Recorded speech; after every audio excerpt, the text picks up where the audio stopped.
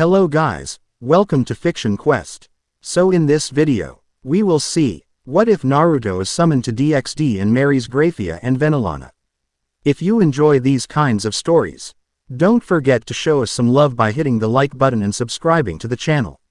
Your support means the world to us. Now, let's start the story. Chapter 1. The Unforeseen Summoning.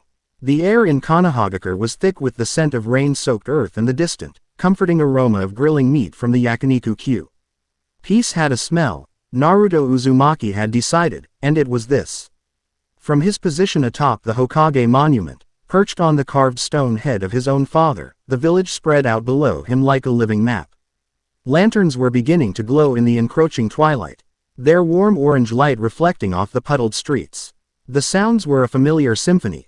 The laughter of children finally being called indoors, the murmur of merchants closing their stalls. The quiet hum of a village at rest. It was everything he had ever fought for. The world was united, the threat of the Otsutsuki had been pushed back for a generation, and the allied Hinobi forces had forged bonds of trust that had once seemed impossible. As the seventh Hokage, he was the symbol of that peace, the pillar upon which this new era was built. He had the hat, the respect, and the power to protect it all. He had Kurama, a silent, rumbling presence within him, a partner forged in fire and understanding.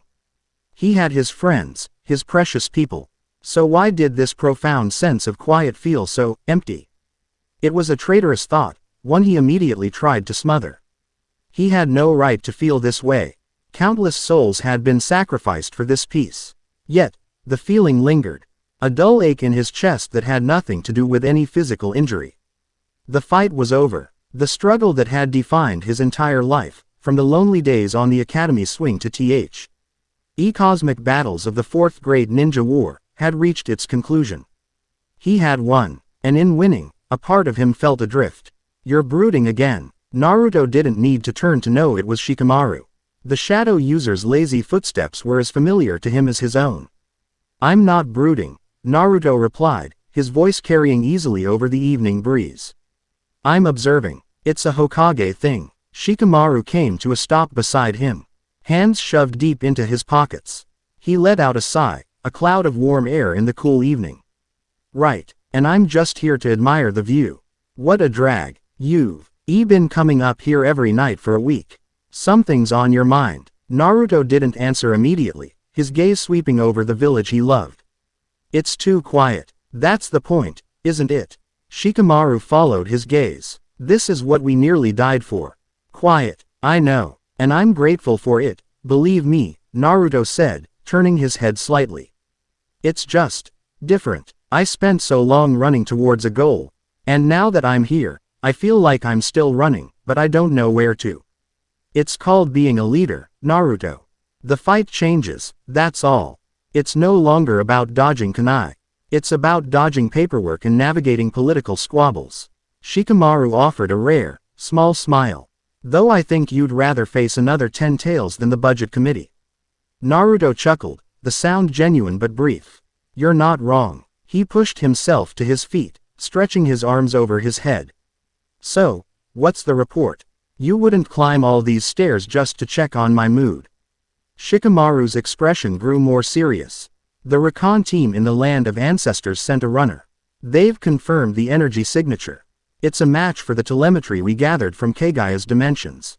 Faint, but unmistakable. They've secured the perimeter around the ruins. Naruto's mood shifted instantly, the strange melancholy replaced by the sharp focus of the Hokage.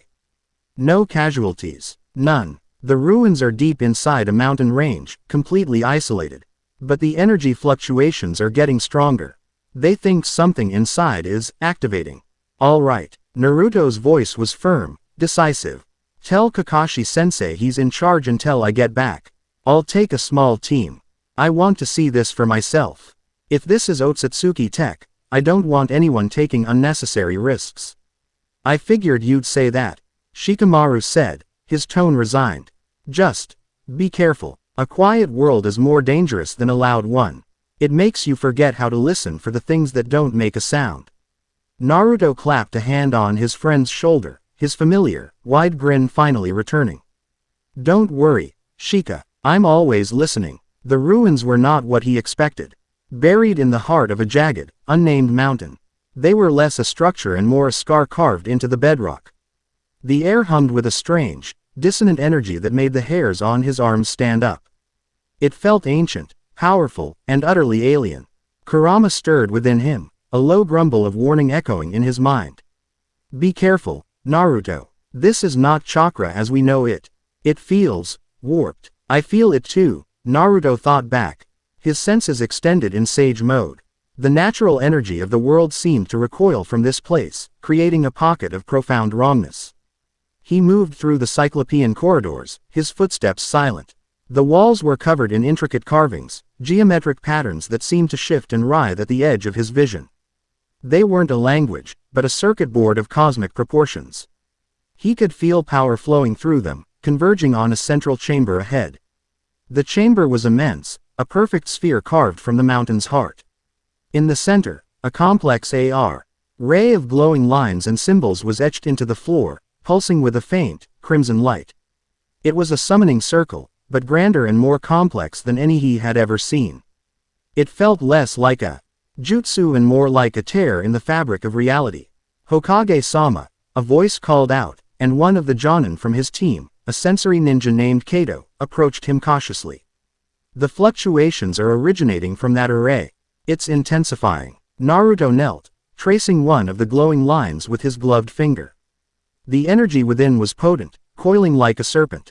This isn't just a summoning jutsu. This is a net, cast across dimensions. He could feel it now, the pull of the array, the way it was resonating with something impossibly far away. It was then that he realized their mistake.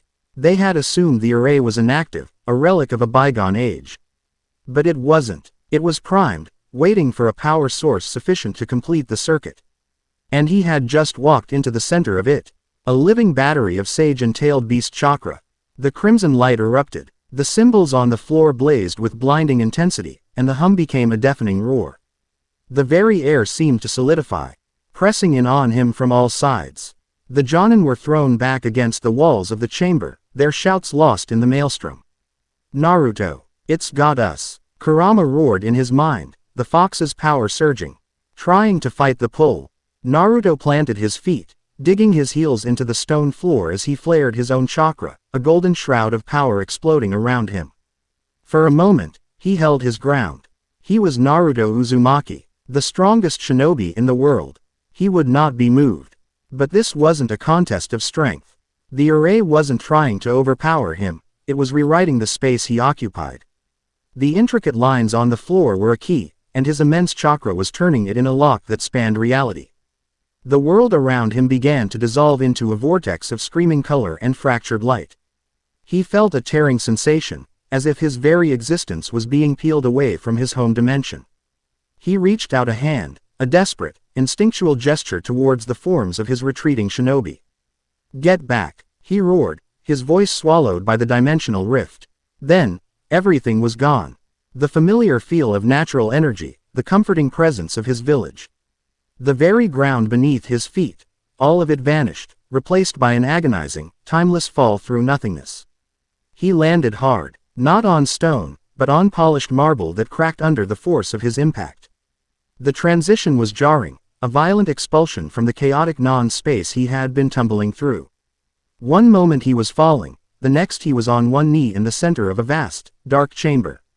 The air cold and heavy with the scent of ozone and something else. Something metallic and cloying, like old blood and ambition. He pushed himself up, his body aching from the dimensional shear. His senses, still buzzing from the overload, screamed at him. He was no longer on his world. The natural energy was thin here, sluggish and tainted. Instead, there was a different kind of power in the air, a dominant, oppressive energy that felt both seductive and deeply malevolent. He was in a circular room, dimly lit by floating spheres of purple light that cast long, dancing shadows.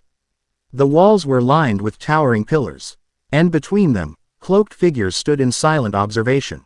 There were perhaps 24 of them, their faces hidden in the depths of their hoods, but he didn't need to see their expressions to feel their intent. It radiated from them in waves, a toxic cocktail of arrogance, greed, and a predatory hunger that made his skin crawl. In the center of the room, directly where he had appeared, was a summoning circle, eerily similar to the one in the Otsutsuki ruins but etched in blood-red light and writhing with a darker, more volatile energy.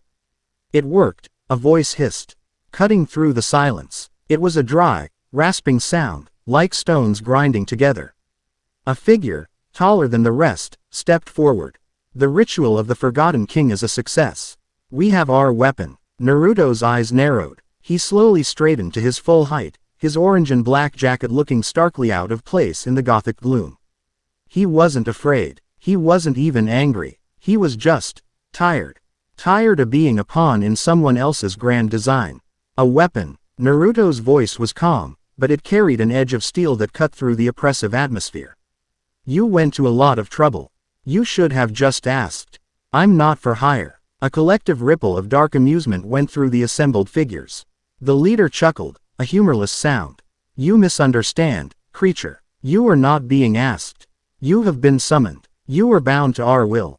You will be the key to our glorious revolution, the divine instrument that will tear down the false Satans and restore the true bloodline to the throne of the underworld. Underworld. Satans. The words meant little to him, but the intent was clear. These were rebels, zealots who had pulled him from his home to fight their war for them. The leader raised a hand, his fingers adorned with ornate, dark rings. Now, submit. Accept your new masters. From the circle on the floor, chains of pure magical energy, glowing a sickly purple, erupted and shot towards Naruto. They were incredibly fast, moving with an unnatural hunger. They were not physical objects, but constructs of will, designed to bind not just the body, but the soul. Naruto didn't move. He simply watched them come. The moment the chains touched him, they sizzled and dissolved into harmless violet smoke. A stunned silence fell over the chamber. The leader's hand remained outstretched, his posture frozen in disbelief. Impossible. No being can resist the chains of subjugation. They're designed to bind chakra, aren't they?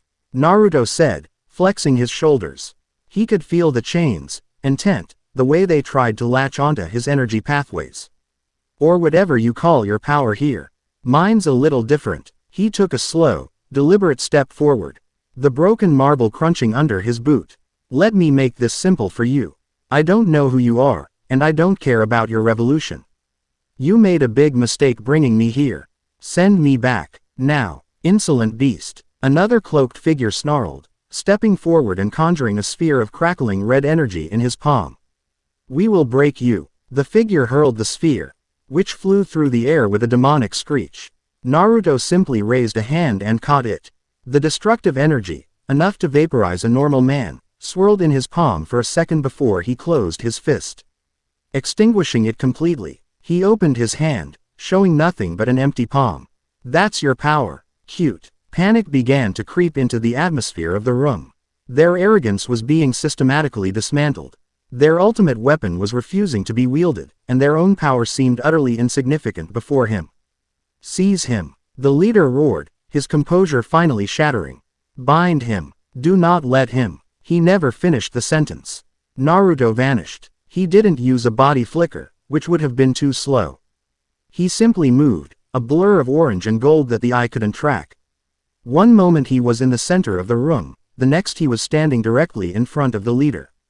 The leader's eyes, visible for the first time as his hood fell back, widened in terror.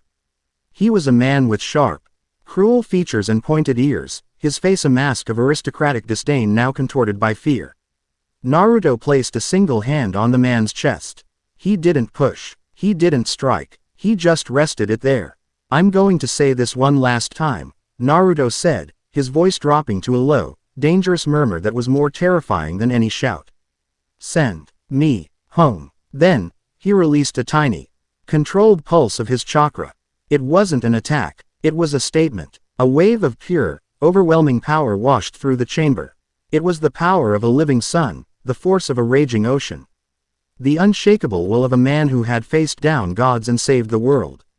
The floating purple lights shattered. The cloaked figures were slammed back against the pillars, not by a physical force, but by the sheer pressure of his presence. They crumpled to the ground, groaning and unconscious, their minds overloaded by a power they couldn't possibly comprehend. The leader in front of him simply collapsed. his eyes rolling back in his head as the sheer magnitude of Naruto's energy short-circuited his senses. The chamber fell silent once more, the only sound the faint crackle of residual energy in the air. Naruto stood in the center of the room, surrounded by the unconscious forms of his would-be masters. He let out a long, weary sigh, running a hand through his blonde hair. "What a drag," he muttered, unknowingly echoing his friend from a world away. It was in this moment of quiet aftermath that a new presence made itself known. A faint ripple in the air at the far end of the chamber. A distortion of space that resolved into a swirling silver circle. From it, a figure stepped through. She was tall and elegant, dressed in a French maid's uniform that did nothing to hide the air of quiet authority and immense power that clung to her like a shroud. Her hair was the color of spun silver, braided neatly and falling over one shoulder. Her face was beautiful, but etched with a cold, professional detachment. Her crimson eyes, sharp and intelligent, swept across the room, taking in the scene with unnerving speed. The shattered lights, the unconscious devils, the broken summoning circle, and finally, him. Her gaze lingered on Naruto, her expression unreadable. There was no shock, no fear, only a deep, analytical calm. She saw the overwhelming power he radiated, the casual way he stood amidst the devastation he had single-handedly caused. Her eyes, for just a fraction of a second, widened almost imperceptibly. She had come expecting to quell a minor insurrection, to deal with a rogue faction's foolish power play. She had not expected to find a being who felt like a natural disaster contained in human form. Naruto met her gaze, his own senses analyzing her in turn. She was strong, incredibly strong, stronger than anyone else he had so far encountered in this strange, dark world. Her energy was controlled, disciplined, honed to a razor's edge. But beneath the cold professionalism, he sensed something else, a profound weariness, a sense of duty that felt more like a cage than a calling. He knew that feeling all too well. The woman gave a slight, formal bow, her movements precise and economical.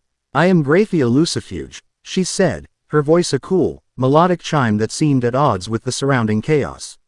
"I serve Lord Searsex Lucifer, one of the 4 great Satans. I was dispatched to investigate a significant surge of demonic energy. It seems I have found its source." Her eyes flicked to the unconscious forms on the floor. "And its victims." Naruto relaxed his stance slightly, though he remained on guard.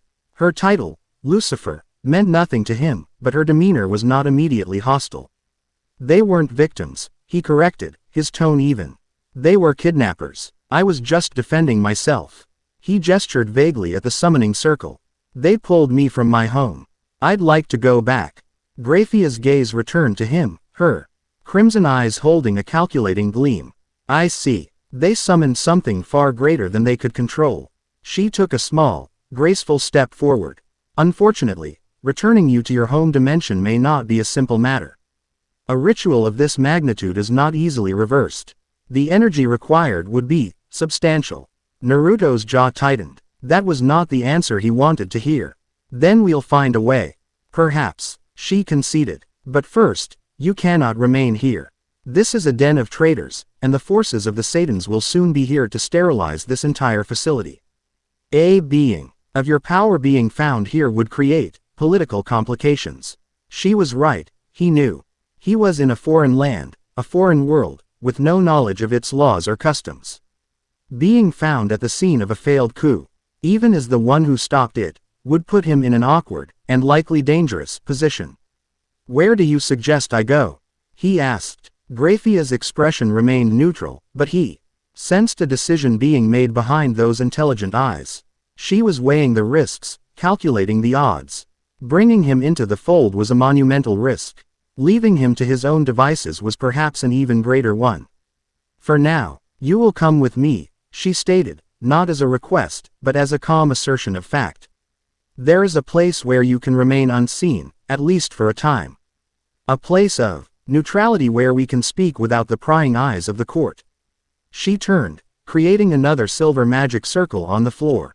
"The Grimoire estate, Lord Zeodicus and Lady Venelana are accommodating to unique situations. And they are powerful enough to ensure your privacy." Naruto hesitated for only a moment. He had no other options. This woman, Grayfia, was his only link to understanding his new world and his only potential key to finding a way home. He trusted his instincts, and they told him that while she was dangerous, she was not his enemy. Not yet, anyway. All right, he said, walking towards the shimmering portal. Lead the way, Grayfia Lucifuge. She gave a curt nod, her silver braids swaying with the movement, and stepped through the circle. Naruto followed, leaving the chamber of his violent arrival behind, and stepping forward into the heart of the underworld. The transition was seamless, a quiet step from one location to another. The oppressive gloom of the trader's hideout was replaced by the warm, ambient light of a lavishly appointed hall.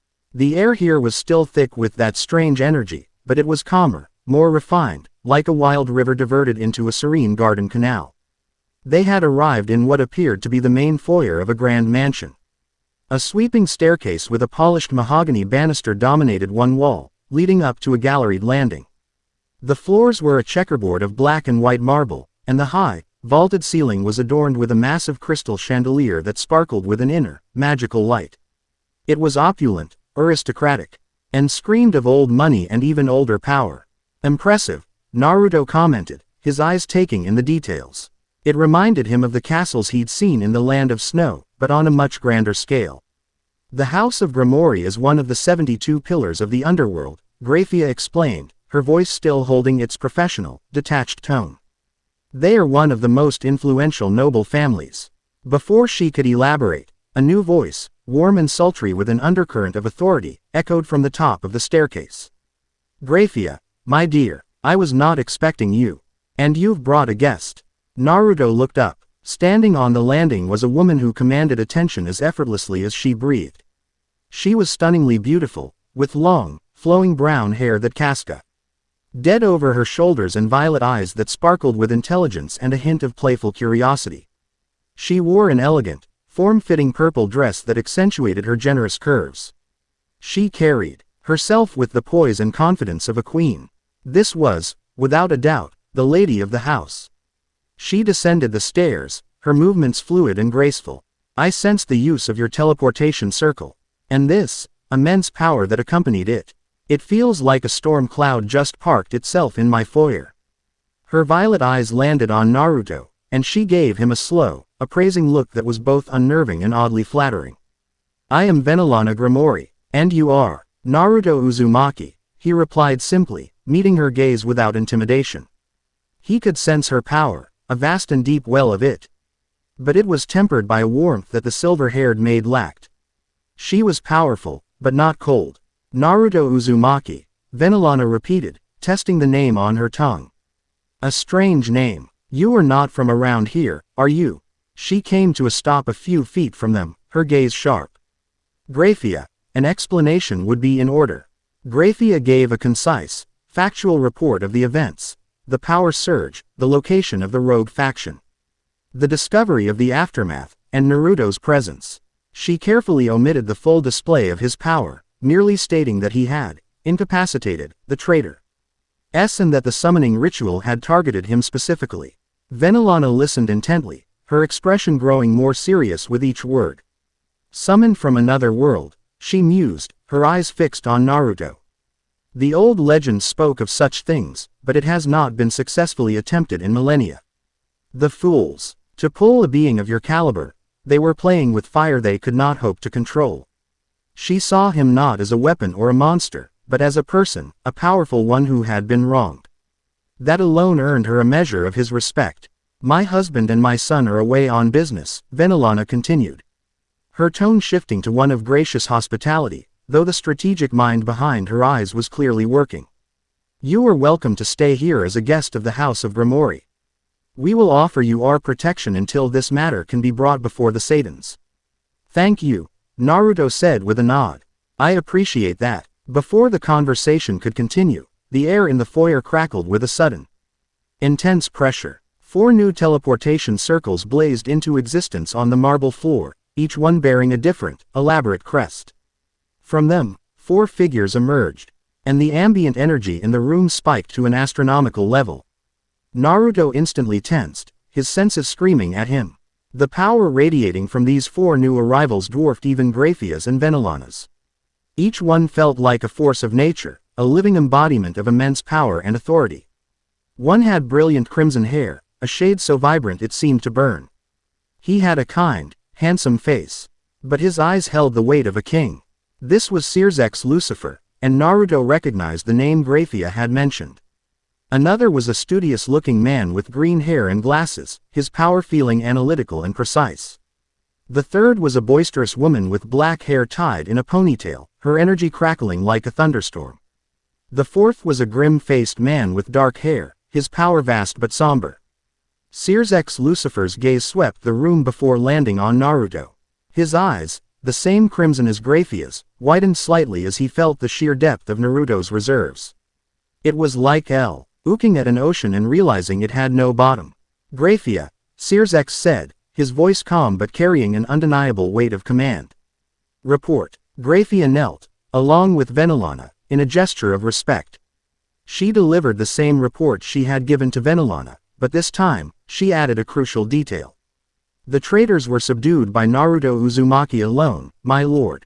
Their wards, their magical power, nothing had any effect on him. The four newcomers looked at Naruto with renewed intensity.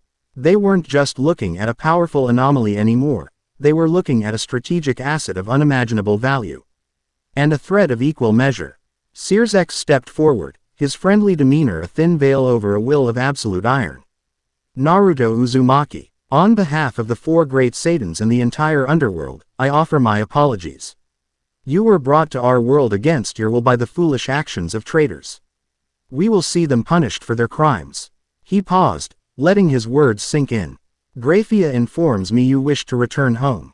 We will devote the considerable resources of our top minds, including Ajuka Beelzebub here, he gestured to the green-haired man, to finding a way. A task will require time and a great deal of energy. Naruto listened, his expression unreadable. He knew but was coming. But, Sears continued, in the meantime, you are here. A being of our capabilities cannot simply be left to wander. Your very existence is a political statement. Some will see you as a threat, others, as an opportunity. His eyes were sharp, probing. I would like to offer you a third option. An arrangement. An arrangement? Naruto asked, his tone neutral.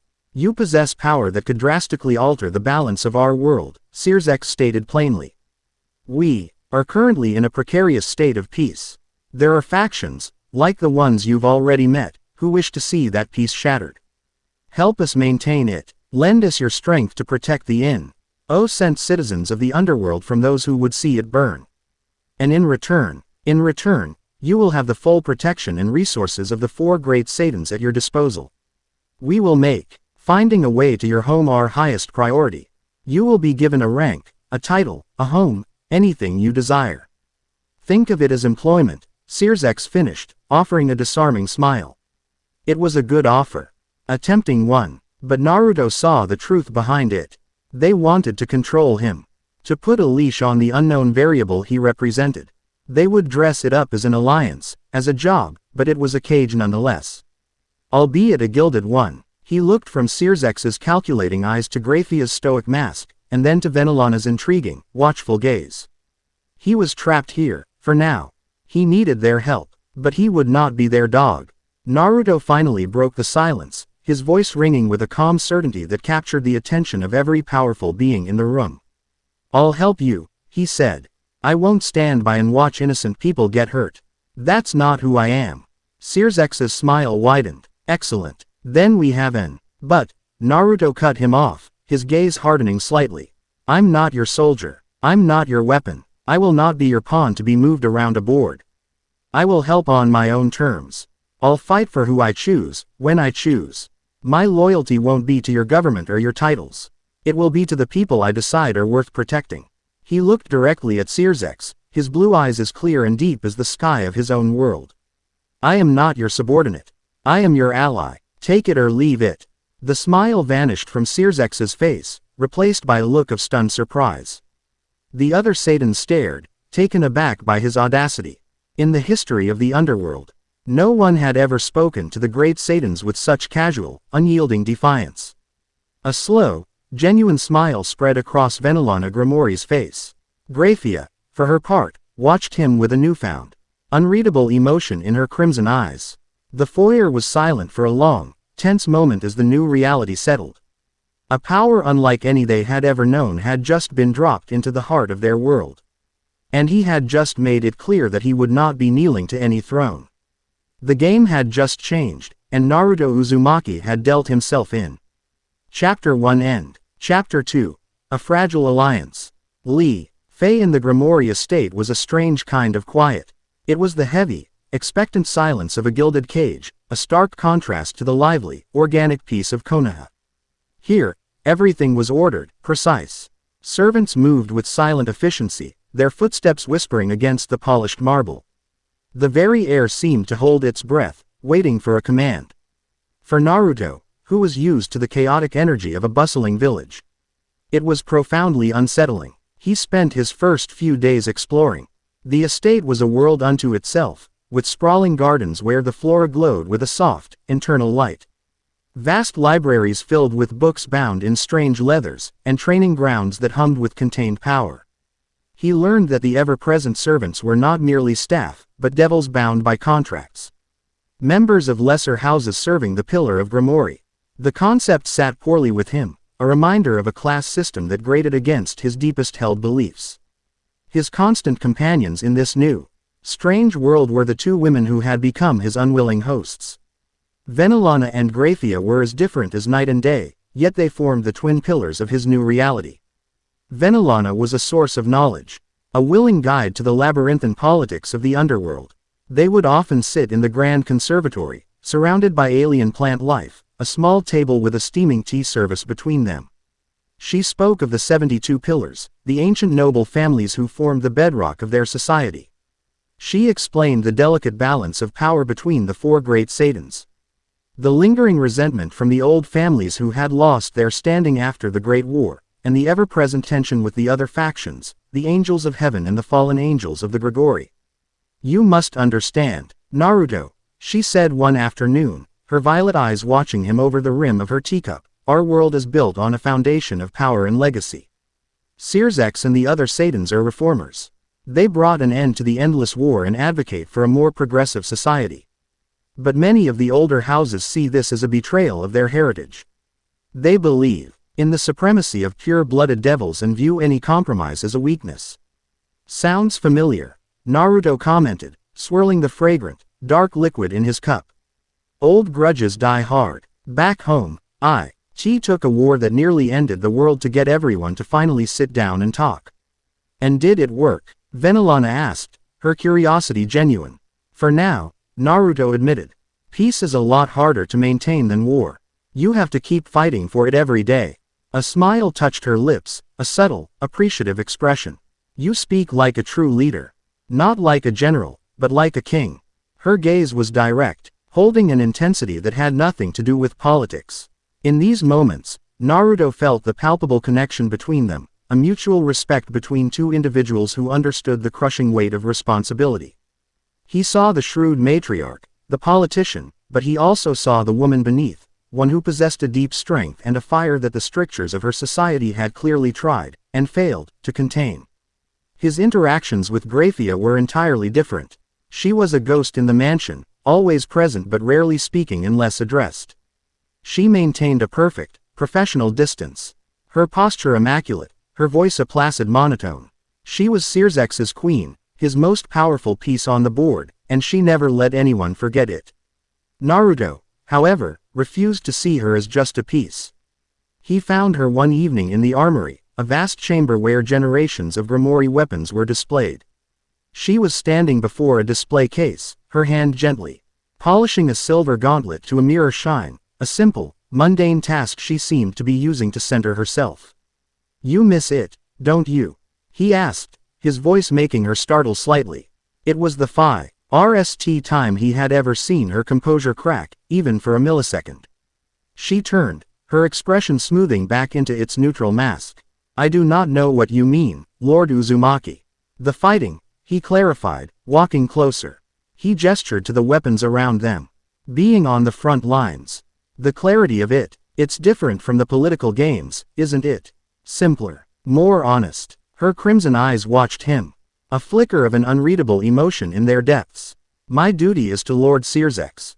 I serve where I am needed. That's your job, Naruto said, stopping a few feet from her. I'm asking about you, Grayfia. What do you want? The question seemed to hang in the air between them, an unexpected and perhaps unwelcome intrusion. No one asked the ultimate queen what she wanted. Her desires were irrelevant, subsumed by her duty to her king, her husband. What I want is irrelevant, she replied, her voice clipped. No, it's not, Naruto countered gently. No one's wants are irrelevant. He saw the subtle tension in her jaw, the way her fingers gripped the polishing cloth just a little too tightly.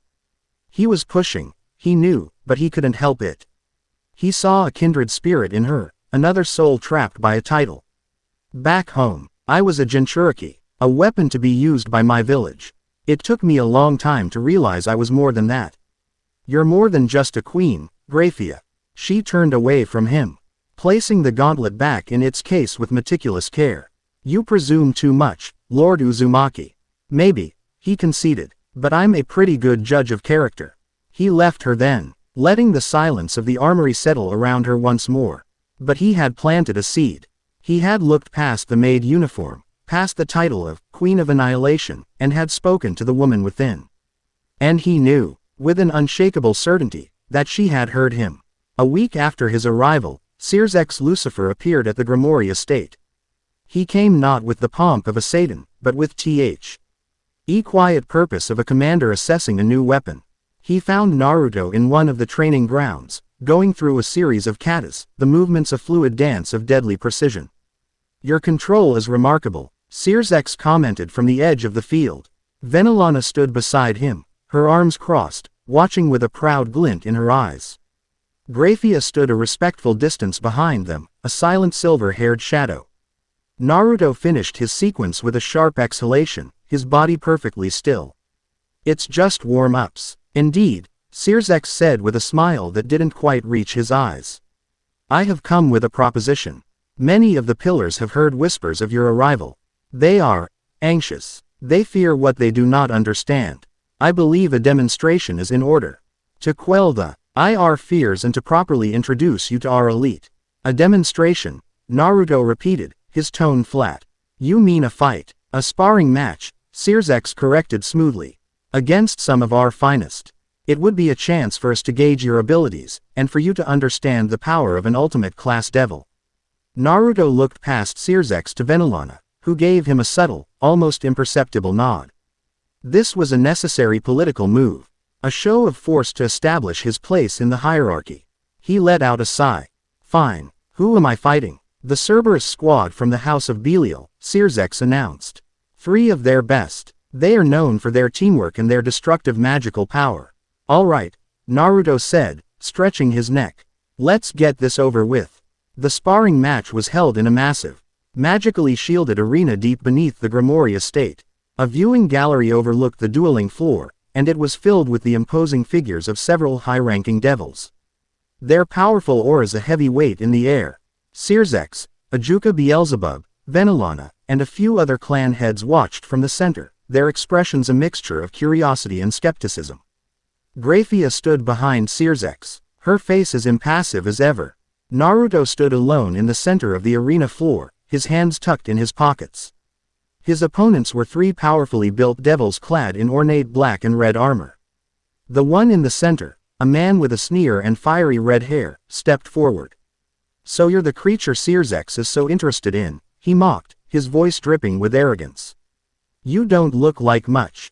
I am Diodora of the House of Belial.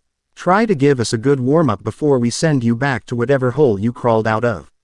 Naruto just gave him a lazy, unimpressed look.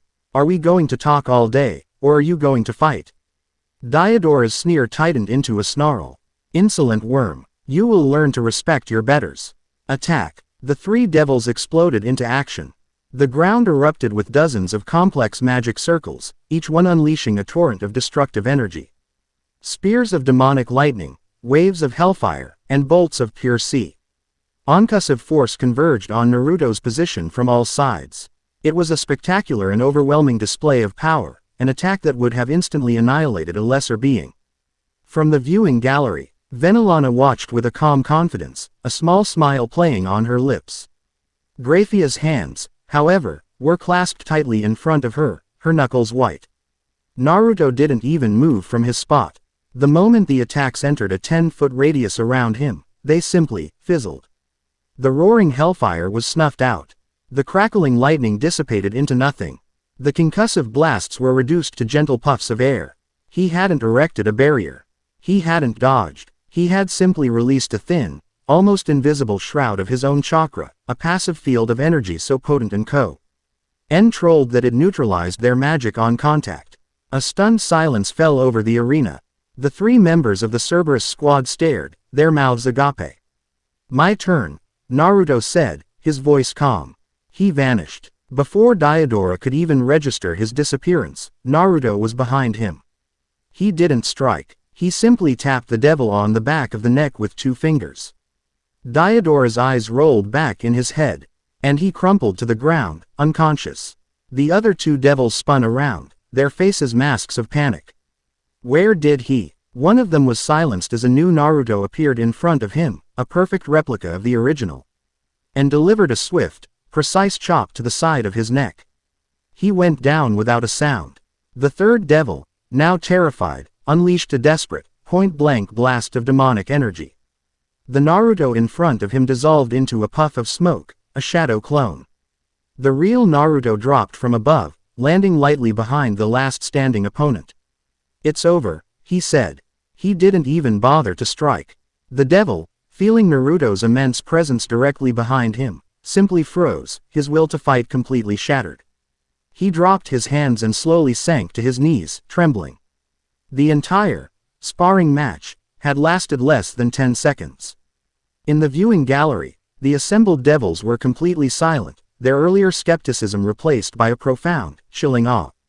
Ajuka Beelzebub pushed his glasses up his nose, a look of intense scientific fascination on his face. Searsex's calm smile had returned, but this time, it was genuine. He had not acquired a weapon.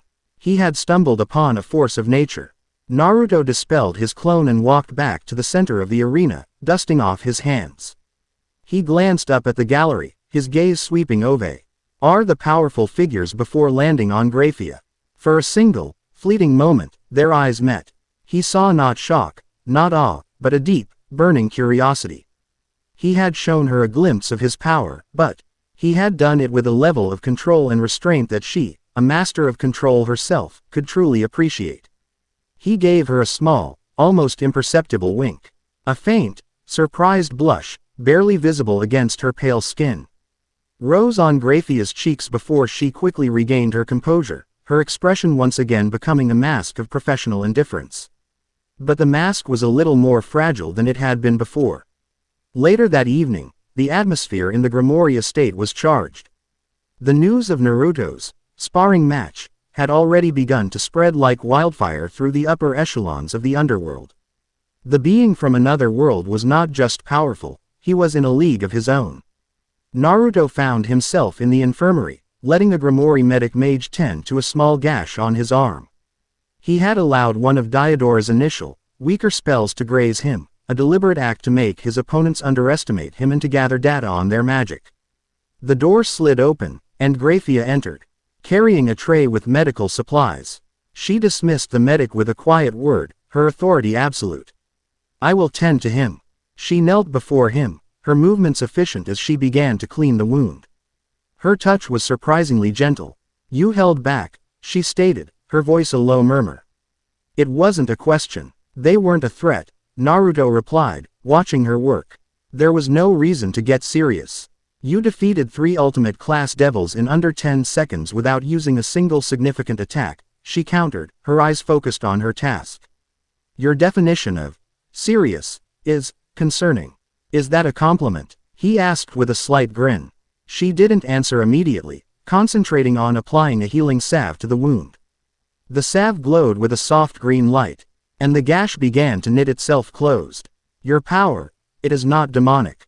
It feels alive, like the world itself. It's called senjutsu, sage energy," he explained. "I draw on the natural energy of my world. It's different from your magic." She finished her work and began wrapping the arm with a clean bandage. You showed mercy to the last one. You could have incapacitated him just as easily as the others. Why didn't you? Because I broke his will to fight, Naruto said simply. Humiliating him further wouldn't have accomplished anything. Sometimes, the best way to win a fight is to make sure it never has to happen again. Grayfia paused, her hand still on the bandage. She slowly lifted her head, her crimson eyes meeting his. In them, he saw a conflict he hadn't seen before. A clash between the ruthless logic of the underworld and the flicker of understanding his actions had ignited. That is not the way of a devil. Good thing I'm not a devil, then, he said softly. Their faces were close, the air between them charged with a quiet intensity. He saw the woman behind the queen again, a soul bound by 1,000 years of duty and tradition, looking at a man who represented a freedom she couldn't imagine. The moment was broken by the sound of approaching footsteps. Grayfia immediately pulled back, her professional mask snapping back into place. She stood, giving a formal bow. Your wound is treated, Lord Uzumaki. Venelana entered the room, a warm smile on her face. I see Grayfia is taking good care of our guest. Her eyes, however, held a shrewd glint, having caught the tail end of the charged atmosphere. Searsex was very pleased with your performance, Naruto. You have certainly made an impression. I wasn't trying to impress anyone, Naruto said, standing up and testing his newly healed arm. I was just trying to get it over with. Nevertheless, you have, Venelana said. Which brings me to our next problem. A report just came in. A small cadre of fallen angels has been attacking supply depots in a territory belonging to the House of Citri, one of our closest allies. The local garrison is having trouble containing them. Naruto's expression hardened. Innocent people getting hurt. Quote, not yet, Venelana confirmed. But it is escalating. Searsex has formally requested your assistance. He has assigned Grayfia to accompany you. As a tactical liaison, Naruto looked at Grayfia, who gave a curt, professional nod. I am to provide mission support and report back to Lord Searsex on your methods. It was a test. Another one. Not just of his power, but of his willingness to cooperate and his methods in a real-world conflict. He was being sent to put out a fire, but he knew he was the one being watched. All right, Naruto said, a determined look in his eyes. Let's go. No one messes with my friend's allies. Not on my watch. They arrived in a flash of silver light on a rain-swept cliff overlooking a small, fortified town. Below, flash of light and the distant crackle of energy told of the ongoing battle. The town's defensive barriers were flickering, on the verge of collapse under a sustained assault. There are 12 of them, Grayfia reported, her eyes glowing faintly as she scanned the battlefield. Their leader is a mid-tier cadre class fallen angel. They are powerful, but disorganized. They're attacking the main gate, but it's a feint, Naruto observed. His sage mode senses giving him a far more detailed picture. 3 of them have broken off. They're circling around to the western wall, where the barrier is weakest. They're carrying something, a high-energy explosive. Grayfia's eyes widened slightly. Her magical senses hadn't picked that up. How could you know that? I've got good eyes, he said simply. You take the main group. Draw their leader's attention. I'll handle the bombers. He created 3 shadow clones without a single hand sign. We'll back you up. Grayfia hesitated for a fraction of a second, unaccustomed to taking orders.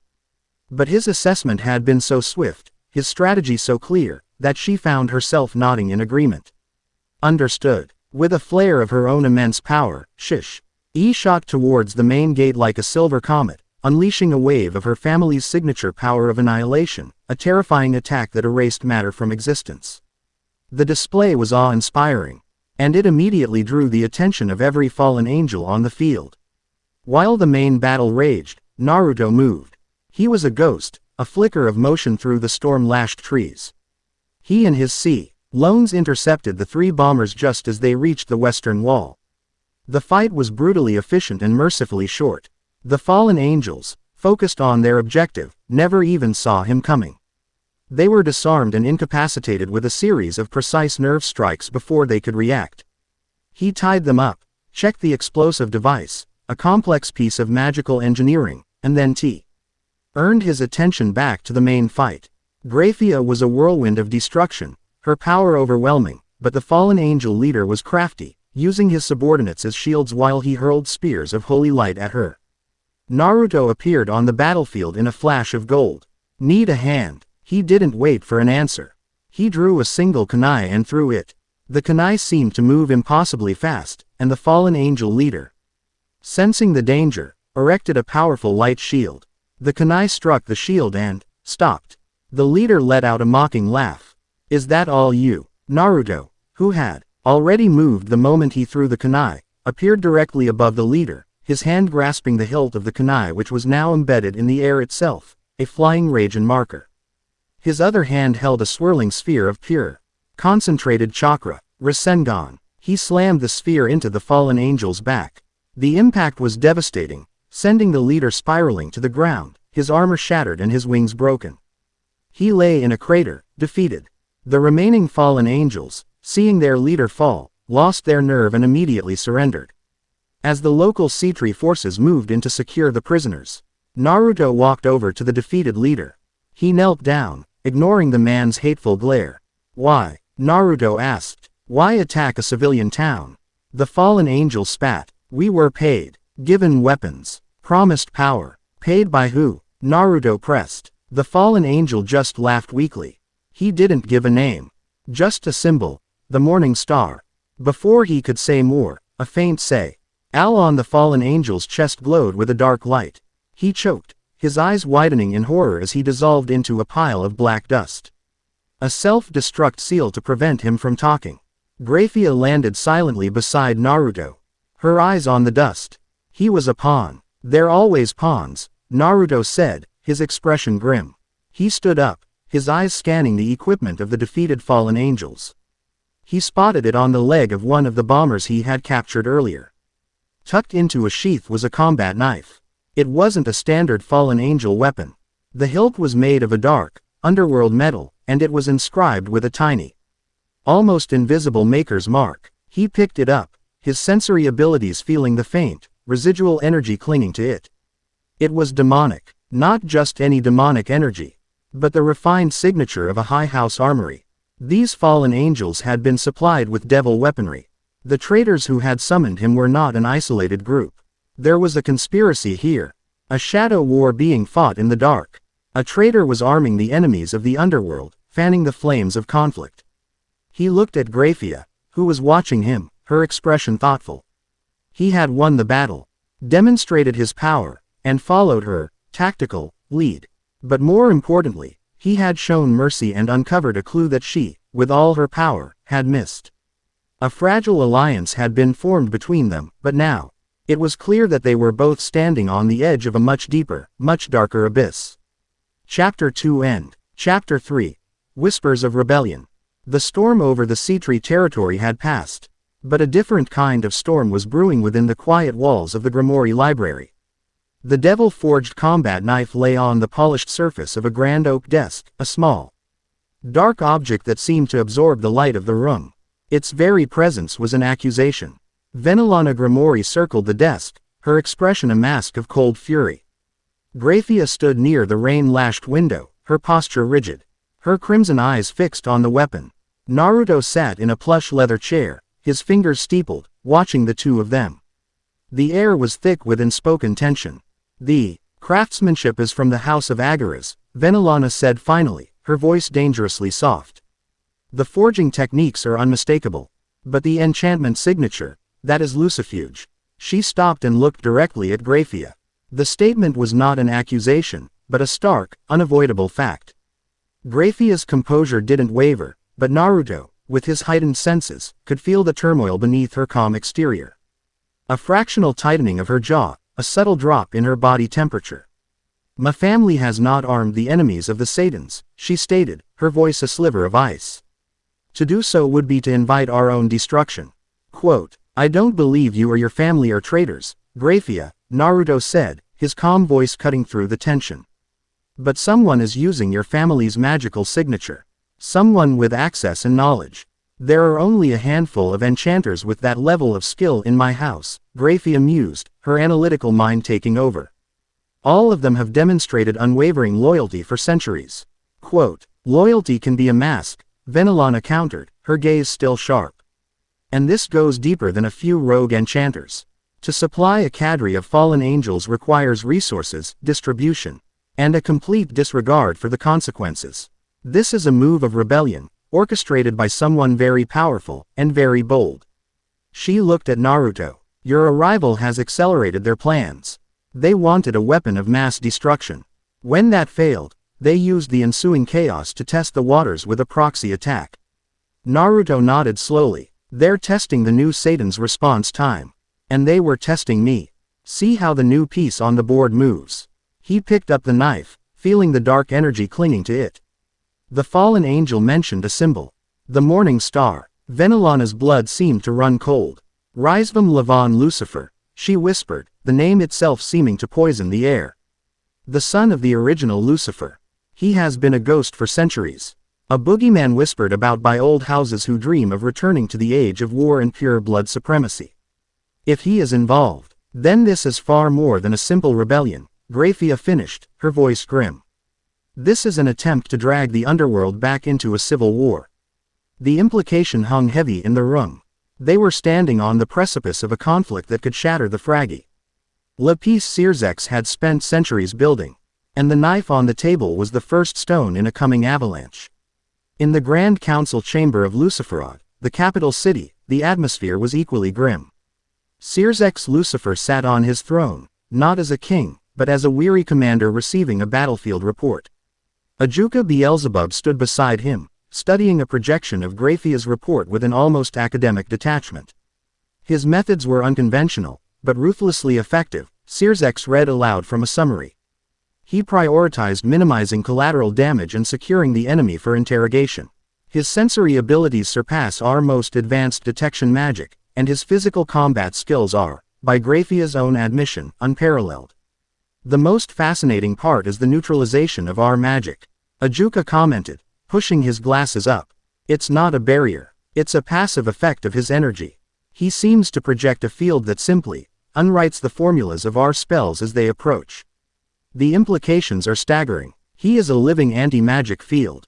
He is a living political nightmare, a new voice cut in. Lord Furnius, the head of one of the oldest and most conservative houses, stepped forward. Circex, you have brought a creature of unknown origin and immeasurable power into our midst. You send him on missions, you allow him to operate outside our command structure. Now we learn of a conspiracy arming our enemies, a conspiracy that only came to light after his arrival. How can you be certain he is not the cause of this instability? Because, Circex said, his voice dropping, losing its affable tone and gaining the hard edge of a true Satan, he was the one who uncovered it, Lord Furnius. And because he single-handedly dismantled the traitors. Who summoned him here in the first place? So we are told. Another lord interjected. The debate raged for an hour, a storm of political maneuvering, fear-mongering, and genuine concern. Naruto was a focal point, a symbol of the change Circex represented, and the old guard was pushing back hard. Leading the charge, surprisingly, was Euclid Lucifuge, Grayfia's own brother. He was a handsome, charismatic devil with his family's silver hair but none of his sister's quiet dignity. His power was considerable, and his ambition radiated from him like a foul perfume. My sister is a loyal servant of Lord Circex. Of that there is no doubt, Euclid proclaimed, his voice ringing with false sincerity. But her judgment may be clouded. She is in close proximity to this outsider. This Uzumaki. We are placing our faith in the word of a being who could shatter our entire world on a whim. Is this wisdom, or is this a desperate gamble that will cost us everything? His words resonated with the fearful and the resentful. Circex held up a hand, silencing the chamber. Your concerns are noted, Lord Lucifuge. However, Naruto Uzumaki is, for the moment, our most potent asset in this shadow war. His position is secure. His eyes, burning with crimson light, dared anyone to challenge him. The chamber fell silent. The meeting was dismissed, but the whispers had just begun. The invitation came via a small, mechanical bird that flew through an open window in Naruto's room and landed on his shoulder. It chirped once, a sound like grinding gears, and then unfolded itself into a flat, metallic card. A message, written in Ajuka Beelzebub's neat, precise script, glowed on its surface. Mr. Uzumaki, your unique energy properties present a fascinating puzzle I would very much like to solve. ID. Like political theater and prefer empirical data. My laboratory. Tomorrow at noon. We have much to discuss. A. Beelzebub. Naruto found the directness of the message refreshing. He was growing tired of the political games and the suspicious glances. A straightforward conversation with a man who saw him as a puzzle rather than a threat was a welcome change of pace. Ajuka's laboratory was not in the capital, but in a pocket dimension of his own creation. The entrance was a simple, unmarked door in a forgotten corner of the Grimoire library. When Naruto opened it, he was met not with a room, but an endless expanse of floating workbenches, holographic schematics, and half-finished magical devices. The air hummed with the energy of 1,000 ongoing experiments. It was the most brilliantly chaotic place Naruto had ever seen. Impressive, is it not? Ajuka's voice came from above. The green-haired Satan was floating upside down, casually tinkering with a large, orb-like device that sparked with contained lightning. Welcome to my workshop, Naruto-kun. May I call you Naruto-kun? Formal titles are so inefficient. Naruto is fine, he replied, expertly navigating the floating platforms to reach Ajuka. This place is amazing. It's like a mad scientist's dream. I prefer innovator, Ajuka said, righting himself and floating down to a solid platform. I've been analyzing the data Grayfia sent. Your chakra, it's a hybridization of spiritual and physical energy, correct? And the senjutsu adds a third, external component, natural energy. It's brilliant. Our demonic power is purely spiritual, drawn from our own being. It's powerful, but finite.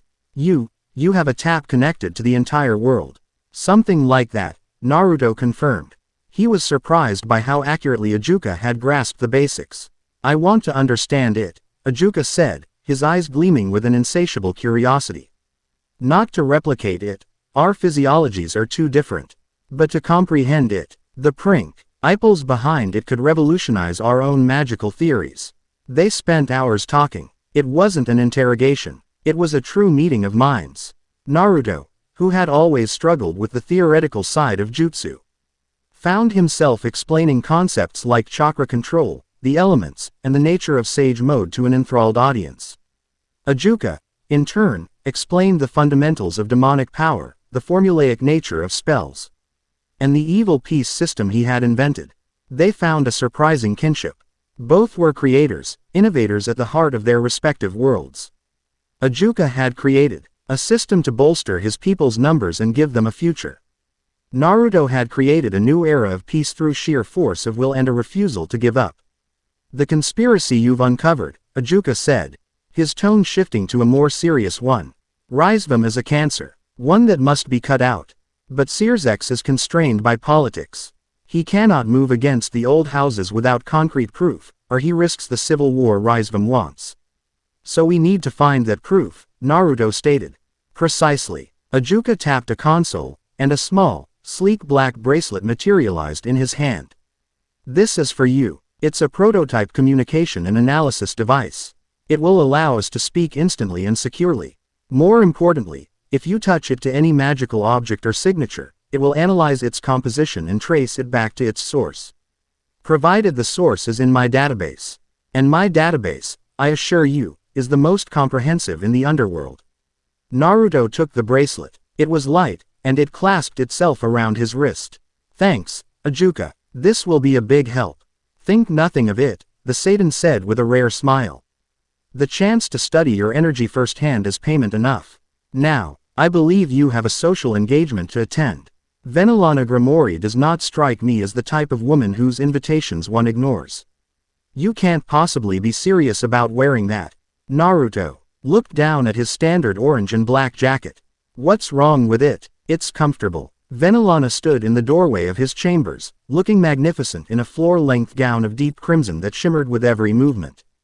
Grayfia stood beside her, a vision in a simple but elegant black dress, her silver hair styled in an intricate updo. They were a breathtaking sight. It is a formal ball, Naruto, not a training exercise. Venelana said, a hint of amusement in her voice. You are being presented to the entirety of Devil High Society. You must look the part. An hour later, Naruto stood in front of a full-length mirror, tugging uncomfortably at the collar of a formal black tunic. It was made of some fine, dark material, with subtle silver embroidery on the cuffs and collar that matched Grayfia's hair. It was paired with black trousers and polished boots. He had to admit, he looked respectable, almost regal. "It's not so bad," Grayfia commented, her voice soft as she adjusted his collar from behind. Her fingers brushed against his neck, sending an unexpected shiver down his spine. "The color suits you. You clean up nicely, Hokage-sama," Venelana added, a playful smirk on her lips. "Try not to break too many hearts." He looked at their reflections in the mirror. Venelana, the confident and fiery matriarch. Grayfia, the calm and cool queen. And himself, standing between them. For a moment, it felt right, like three pieces of a puzzle clicking into place. A strange, unfamiliar warmth spread through his chest, a feeling of belonging he hadn't realized he'd been missing. The Grimoire ballroom was a breathtaking spectacle of opulence and power. Hundreds of devils, all dressed in their finest, mingled beneath colossal chandeliers, their conversations a low hum of gossip and political maneuvering. The air was thick with powerful auras, a sea of arrogance and ambition. Their entrance caused a wave of silence to ripple through the hall. Venelana was in her element, a gracious and commanding hostess. But all eyes were on the blonde man standing between the two most famous women in the underworld. Naruto handled the attention with an ease that surprised everyone. He wasn't intimidated by the powerful lords or flirtatious ladies. He moved through the crowd with a natural charisma, his smile genuine, his gaze direct. He ignored the unspoken rules of hierarchy, speaking to a minor baron with the same easy respect he showed a clan head. His lack of pretense was a weapon, disarming his critics and charming those who were tired of the rigid social structure. He danced first with Venelana. It was a bold, confident waltz.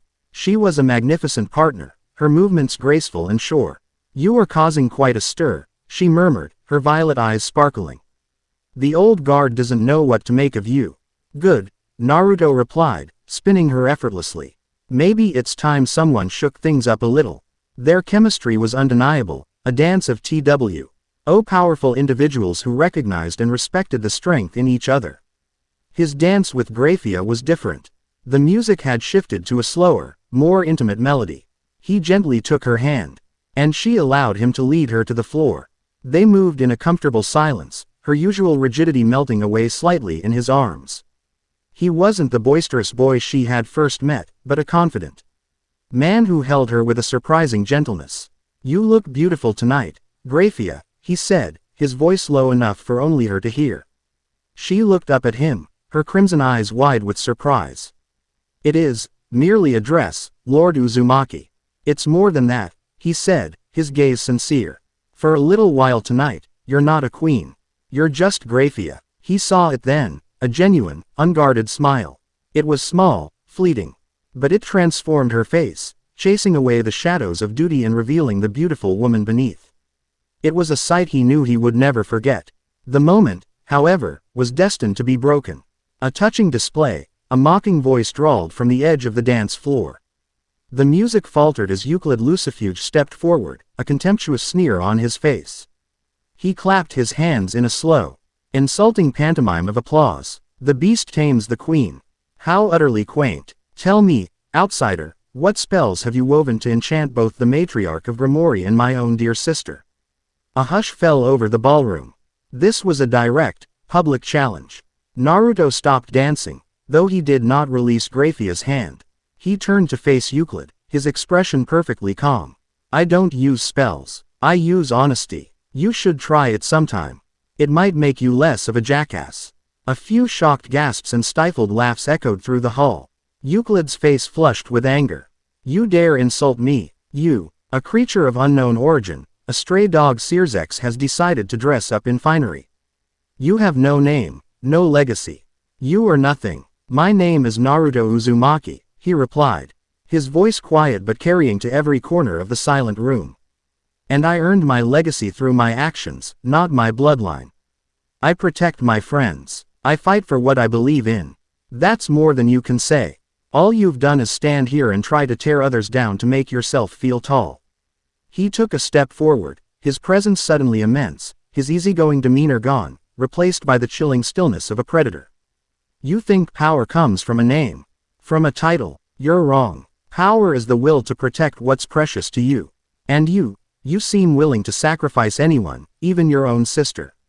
For your own ambition. Euclid, for the first time, looked truly unnerved.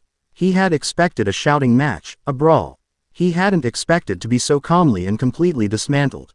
But before he could retort, Naruto's head snapped to the side. His eyes, now glowing with the slitted pupils of his sage mode, focused on a servant at the edge of the room, one who was holding a tray of drinks. Get down, he yelled. Time seemed to slow. He sensed it perfectly. A needle of pure corrosive magic, silent and invisible, shooting from the servant's ring, aimed directly at his back. He didn't dodge. He didn't erect a barrier. He simply moved. In a blur of motion that no one could follow, he was across the room. He grabbed the servant's wrist, twisting it so the ring was no longer pointing at him, but at a large, ornate ice sculpture of a griffin. The needle of magic struck the sculpture. There was no explosion, no sound. The entire massive block of ice simply dissolved in a fraction of a second, turning into a hissing cloud of foul-smelling vapor. Chaos erupted. Screams echoed through the ballroom as the guests scrambled away from the scene. The assassin, his cover blown, tried to detonate a magical explosive to cover his escape. But Naruto was already on him. A single, precise chop to the back of the neck, and the assassin crumpled, unconscious. Amidst the panic, Naruto calmly retrieved the ring from the assassin's finger. It was cold, and it hummed with a dark, vicious power. He looked up, his gaze sweeping across the terrified crowd until it locked onto Euclid Lucifuge. Euclid's face was a mask of shock and fury, his plan utterly ruined. Naruto gave him a cold, knowing smile. He then allowed the remaining guards, who were now swarming the area, to see discover the assassin and hand him over. He let the assassin believe he had failed, that he had been captured. He made no move to indicate he knew who the true mastermind was. Later, after the chaos had subsided and the guests had been ushered out, Naruto stood with Grayfia and Venelana in a private observation room overlooking the now empty ballroom. He held the small, black bracelet Ajuka had given him. He was sloppy, Naruto said, touching the device to the assassin's ring. He was so sure of himself. The bracelet glowed, and a holographic image projected into the air between them. It was a live feed. Naruto had placed a microscopic chakra-infused seal on the assassin's uniform during the brief struggle. A modified version of the flying Raijin seal, but for tracking, not teleportation. The projection showed a dark alley somewhere in the city. The assassin, having been magically sprung from his holding cell by a confederate, was running, looking over his shoulder. He finally came to a stop, and a second figure shimmered into existence before him. A hooded figure. You failed, the hooded figure hissed, his voice distorted by magic. The beast.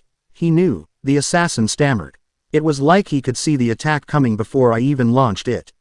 Incompetent fool. The hooded figure raised a hand, but then seemed to think better of it. No matter. The plan proceeds. Isvam will be pleased with the chaos you've caused, at least. The figure pushed back his hood to speak more clearly, stepping into a beam of moonlight that lanced down between the buildings. His face was illuminated, twisted with rage and frustration. It was Euclid Lucifuge, and as he turned to leave, the crest on his cloak, previously hidden in shadow, became visible for a split second. A bat-like wing entwined with a star, the symbol of Risvam Levon Lucifer. In the observation room, Grayfia let out a sharp, ragged gasp, her hand flying to her mouth. Venelana's beautiful face was a cold, hard mask of vengeful fury. The whispers were over. The rebellion now had a face. And it was the face of Grayfia's own brother. Chapter 3 End. Chapter 4. The Lucifer's Gambit. The holographic image of Euclid Lucifuge faded, leaving a silence in the observation room that was heavier and more suffocating than any battle. The faint sounds of the staff cleaning the ballroom below were a world away, a mundane echo from a reality that had just been irrevocably shattered. Grayfia stood as if carved from ice, her hand still pressed against her lips, her crimson eyes wide with a mixture of horror and a profound, soul-deep betrayal.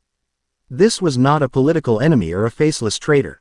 This was Euclid, her brother, the boy she had grown up with, whose hair she had ruffled, whose tears she had dried. He face of the rebellion was the face of her own blood. Venelana's reaction was the polar opposite. The warmth had completely vanished from her violet eyes, replaced by a glacial fury that was terrifying to behold. She was no longer the gracious hostess or the intrigued matriarch. She was a predator whose territory had been invaded, whose family had been threatened. Her power, usually a gentle, comforting warmth, was now a coiled serpent, radiating cold, controlled rage. "So, the serpent reveals itself," she hissed, her voice a low, dangerous whisper. "And he uses a lucifuge enchantment to hide in plain sight. The audacity." Naruto deactivated Ajuka's device, the bracelet retracting with a soft click. He looked at Grayfia, his expression softening with an empathy that cut through the tension. He knew this pain. He had seen it in the eyes of friends forced to fight family, had felt it himself with Sasuke. "Grayfia," he said, his voice gentle but firm. "I'm sorry." The simple words, acknowledgement of her personal pain rather than a discussion of the political implications, seemed to break the spell. A single, perfect tear traced a path down her pale cheek. She didn't sob or break down. Her control was too absolute for that. But the tear was more eloquent than any scream. It was a testament to a wound that had just been carved into her very soul. She wiped it away with a swift, angry motion. "Apologies are unnecessary," she said, her voice strained but level. "He has made his choice. He is a traitor to the underworld and to our house. He must be brought to justice." The words were correct, the sentiment expected of the ultimate queen. But Naruto heard the tremor beneath them, the heartbreak of a sister sentencing her own brother. "Then we must move, and move now," Venelana declared, turning from the window. Her eyes blazing. "We will take this evidence directly to Searsex. There can be no more debate, no more whispers. The time for discretion is over. The head of the snake must be cut off." Naruto nodded in agreement, his gaze still on Grayfia, offering silent support. He knew, however, that it wouldn't be that simple. Politicians, even the well-intentioned ones, rarely chose the direct path. And Searsex Lucifer was, above all else, a politician. Searsex's private office was a world away from the gilded opulence of the Grimoire estate. It was a Spartan, functional room, dominated by a large desk made of some dark, polished wood and a massive, floor-to-ceiling window that offered a breathtaking, panoramic view of Luciferod's magically illuminated cityscape. It was the room of a man who dealt not in luxury, but in power. Searsex sat behind his desk, his fingers laced together, his expression unreadable as the holographic projection played out in the center of the room. Ajuka Beelzebub stood beside him, his arms crossed, his face a mask of clinical interest as he absorbed the data. When the image of Euclid faded, a heavy silence descended. Searsex did not move for a long moment, his crimson eyes fixed on the empty space where the proof of betrayal had just been displayed. He let out a long, slow sigh, the sound filled with a weariness that went beyond mere politics. "I had my suspicions," he said quietly, his gaze lifting to meet Grayfia's. "Euclid has always been ambitious, resentful of your power and your position at my side. He was a vocal supporter of the old ways. But to ally himself with Rysvam, I had hoped his pride would not stoop to such depths." "Hope is not a strategy, Searsex," Venelana stated, her tone sharp, foregoing the usual honorifics. "Your political rival has just been proven to be a traitor in league with our greatest enemy. He attempted to assassinate a guest under my protection, in my home. The Grimoire clan demands action. And action will be taken," Searsex assured her, his voice regaining its customary smoothness. "Ajuka, begin a full-scale analysis of all lucifuge enchantments produced in the last 5 years. I want to know if any other unauthorized signatures have been used. Cross-reference them with all known associates of Rysvam. We will unravel this network from the shadows." Naruto's eyes narrowed. "From the shadows? What are you talking about? We have him. We have proof." Searsex turned his calm, calculating gaze on Naruto. "And what would you have me do? Arrest the brother of my own queen on the very night of the attack? Accuse the house of lucifuge, one of the most powerful extra demons of treason. The political fallout would be catastrophic. It would tear the pillars apart. It would give Raizvam the very civil war he craves. So you're just going to let him go? Naruto asked, his voice laced with disbelief. You're going to let a known traitor walk free, to continue plotting? To continue putting people in danger? I am not letting him go, Searsex countered, his voice taking on a harder edge. I am using him. Now that we know he is a traitor, he becomes our most valuable source of intelligence. We will watch him, listen to his every word, track his every contact. When we have the entire conspiracy mapped out, when we have every traitor identified, then we will strike. We will cut out the entire cancer in one swift, precise move, not just hack at one of the symptoms. It was a sound, logical, political strategy. It was also, to Naruto, an act of profound cowardice. That's a politician's answer, Naruto said, taking a step forward. You're willing to risk innocent lives, to let the threat fester, all to avoid a political scandal. While you're watching and waiting, people could die. That assassin's magic could have killed dozens of people tonight. What about them? Are they just acceptable losses in your grand strategy? This is not a shinobi village, Naruto, Searsex retorted, standing to his full height, his aura flaring with the power of a Satan. It is an empire of proud, stubborn houses, each with its own army. A single misstep could lunge us into a war that would make your fourth-grade ninja war look like a border skirmish. I will not risk that. I am a king, and I must think of the kingdom, not just the individual. A kingdom is made of individuals. Naruto shot back, his own power rising to meet Searsex's, a golden aura shimmering around him. If you're not protecting them, then what is your kingdom even for? What is your crown worth? Enough. Grayfia's voice, sharp and clear, cut through the escalating confrontation. Both Naruto and Searsex turned to look at her. Her face was pale, but her eyes burned with a cold, determined fire. She looked directly at Searsex, her king, her husband. My lord, this is a matter of my house. Of my blood. Allow me to handle it. Searsex hesitated. Grayfia, allow me to speak with my brother, she insisted. Her tone leaving no room for argument. As a sister, before any official action, discreet or otherwise, is taken. I must know why. Searsex looked at her for a long moment, a complex mixture of emotions crossing his face. He saw not his queen, but his wife, asking for a chance to confront a family tragedy. He finally gave a slow, reluctant nod.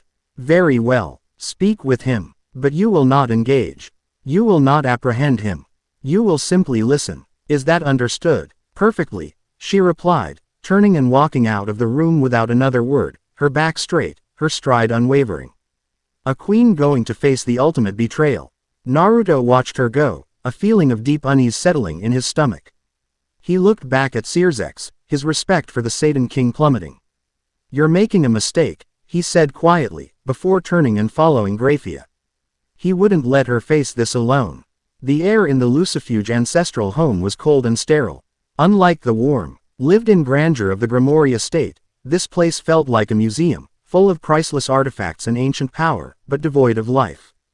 Grayfia had arranged to meet Euclid in the family's private library, a cavernous room lined with shelves that reached up into the darkness. Naruto was not in the room. He was perched on the roof of the castle, cloaked in an illusion that made him invisible and undetectable. He was a silent guardian, his senses spread out, listening, watching. He had promised Grayfia he would not interfere unless her life was in danger, but he would not leave her to the mercy of a traitor. Euclid was already there when Grayfia arrived, standing by a roaring fireplace, a glass of dark red liquid in his hand. He greeted her with a smile that was all teeth. Sister dear, he said, his voice a silky purr. To what do I owe the honor? Have you finally tired of your pet king and his new, even more exotic pet? Grayfia stopped in the center of the room, her hands clasped in front of her. She did not rise to the bait. I saw you, Euclid, in the alley, with the assassin. Euclid's smile didn't falter. He took a slow sip from his glass. My, the beast has tricks, does he? I underestimated him. A foolish mistake. He swirled the liquid, his expression turning contemptuous. So, you know, what of it? Have you come to arrest me, dear sister. Will you drag your own brother before that farce of a court? I came to ask you why, she said, her voice trembling slightly despite her best efforts. Why, Euclid, we are Lucifuge, we serve, it is our honor, our legacy. Why would you betray everything we are for that ghost, Rhysvam? Euclid slammed his glass down on the mantelpiece, the sound cracking through the silence. His charming facade shattered, revealing the raw, ugly ambition beneath. Legacy, he snarled, his face twisting with a lifetime of resentment. Our legacy was to stand by the side of the true Lucifer. To wield true power, not to be the glorified maid of a soft-hearted pretender who sues for peace with angels and fallen. Searsex is weak, he has diluted our bloodline, our pride, our very purpose. He strode towards her, his eyes blazing with fanatical light. Rhysvam understands. He will restore the underworld to its former glory. There will be no more peace, no more compromise. Only the absolute dominion of the pure bloods. A new age of fire and power. You are a fool, Grayfia whispered, her heart breaking. You speak of glory, but all you will bring is death and destruction. It is a necessary price to reclaim our birthright. He roared. He stopped directly in front of her, his expression turning cruel. And you, sister, you are the greatest disappointment of all. You, with the power of a true Lucifuge, the queen of annihilation. You could have been a goddess in the New World Order. Instead, you chose to be a puppet. A trophy wife for a false king. He leaned in closer, his voice dropping to a venomous hiss. You chose a puppet king over your own blood. You are no sister of mine. His words were a physical blow. On the roof, Naruto clenched his fists, his chakra flaring with anger. He flew. GHT the urge to smash through the ceiling and tear Euclid apart. Grayfia, however, stood her ground. The last of her hope, the final flicker of love for her brother, died in her eyes, replaced by a cold, hard resolve. The Queen of Annihilation had returned. Then you are no brother of mine, she said, her voice devoid of all emotion. You are a traitor and a monster. And I will see you brought to justice. She turned her back on him and walked away, not looking back. She had her answer. The brother she had known was gone, consumed by hatred and ambition. The final confrontation happened back in Searsex's office. Grayfia had given her report, her face an impassive mask that betrayed none of her earlier pain. Searsex, however, remained resolute. This changes nothing, he stated, his tone final. My strategy remains the same. Euclid has revealed his motives, but not his allies. We will continue to observe him. He then turned to Naruto. And you will stand down. This is an internal matter of the underworld. You are a guest here, a temporary ally. You will not interfere. That is a direct command. Naruto stared at him, a dangerous calm settling over him. He had hoped, after Grayfia's report, that Searsex would see reason. But the Satan was too blinded by his political games, too afraid of instability to see the immediate danger. No, Naruto said, the single word cutting through the room with absolute finality. Searsex's eyes widened in disbelief. What did you say? I said no, Naruto repeated, taking a step forward. He wasn't shouting. His voice was level, but it carried the weight of an unshakable conviction. I told you when I first got here. I am not your soldier. I am not your subordinate. You seem to have forgotten that. You think your title gives you the right to command me. My loyalty isn't to your crown, Searsex. It's to the people you're supposed to be protecting. People like Grayfia, who you just ordered to stand down while her own brother plots to burn her world to the ground. People like Venelana, who had assassins in her home. People like the citizens of the Sea-Tree territory who were attacked by traitors you refused to deal with. He stopped in front of the desk, his blue eyes locking with Searsex's crimson ones. A golden aura began to radiate from him, not with anger, but with pure, indomitable will. Your throne isn't what I'm here to protect. Your people are, and right now, you are leaving them vulnerable. Your grand strategy is nothing but cowardice wrapped in the flag of pragmatism. So I will not stand down. I will not wait. I will hunt down every last one of these traitors, with or without your permission. You are in my realm. Searsex thundered, rising to his feet, his own demonic power exploding into the room, a terrifying wave of crimson energy that made the very stones of the castle tremble. You will obey my command. The two auras clashed in the center of the room, a battle of wills that transcended mere power. But just as the confrontation reached its breaking point, Venelana Grayfia moved. She stepped forward, gracefully and deliberately positioning herself between the two of them, though she stood slightly closer to Naruto's side. The pressure in the room lessened as both men restrained their power, unwilling to let it touch her. She looked not at Naruto, but at Searsex, her expression one of profound disappointment. The House of Grayfia has served the new Satan government faithfully since its inception, she said, her voice ringing with the authority of 1,000 generations of nobles. We have supported your reforms, Searsex, and championed your vision of a peaceful future. But peace cannot be maintained through inaction. Strength is not shown by hiding from a threat, but by confronting it. She turned her head slightly, her violet eyes meeting Naruto's. Naruto Uzumaki has, in a few short weeks, shown more courage and a greater desire to protect the innocent citizens of this woe. RLD than many who have lived here for millennia. He acts while others dither. He is a true protector. Then, she turned back to a stunned Searsex, and delivered the final, devastating blow. The House of Grayfia stands with those who act to protect the underworld, not with those who hesitate while the threat grows, she declared, her voice echoing in the silent room. We stand with Naruto Uzumaki. It was a political earthquake. A declaration of no confidence from one of the most powerful houses in the underworld. It was not a declaration of war, but a fundamental redrawing of the lines of allegiance. Searsex stared, speechless. Ajuka looked on, his expression unreadable. Grayfia, who had been standing silently by the door, took a single, deliberate step to stand beside Venelana and Naruto. Her choice was made. Her loyalty was no longer to the king, but to the cause. Naruto looked at the two powerful women who had just unequivocally placed their faith in him. He gave a small, determined nod. It's time to go, he said. He turned his back on the stunned Satan King and walked towards the door. Venelana and Grayfia fell into step beside him. They left the office not as subordinates, not as guests, but as the leaders of a new, independent faction, one bound not by law or title, but by a shared will to act. Venelana, Naruto said as they walked through the grand, empty halls of the castle. We can't go back to your estate. It will become a political target. I am aware, she said, a faint, determined smile on her lips. I have another property, a castle in the northern highlands of my domain. It is known as Astaroth. It is remote, defensible, and has been unoccupied for centuries. It will serve as an excellent base of operations. They reached a teleportation circle at the end of the hall. As the silver light began to envelop them, Naruto looked back one last time down the long, empty corridor towards the office of the Satan King. The fragile alliance was broken. They were on their own. And for the first time since arriving in this strange, dark world, Naruto felt a sense of clarity. A sense of purpose. He was no longer a guest, or a weapon, or a political asset. He was a leader. And a new war was about to begin. Chapter 4 End. Chapter 5. The Bonds of a New Family.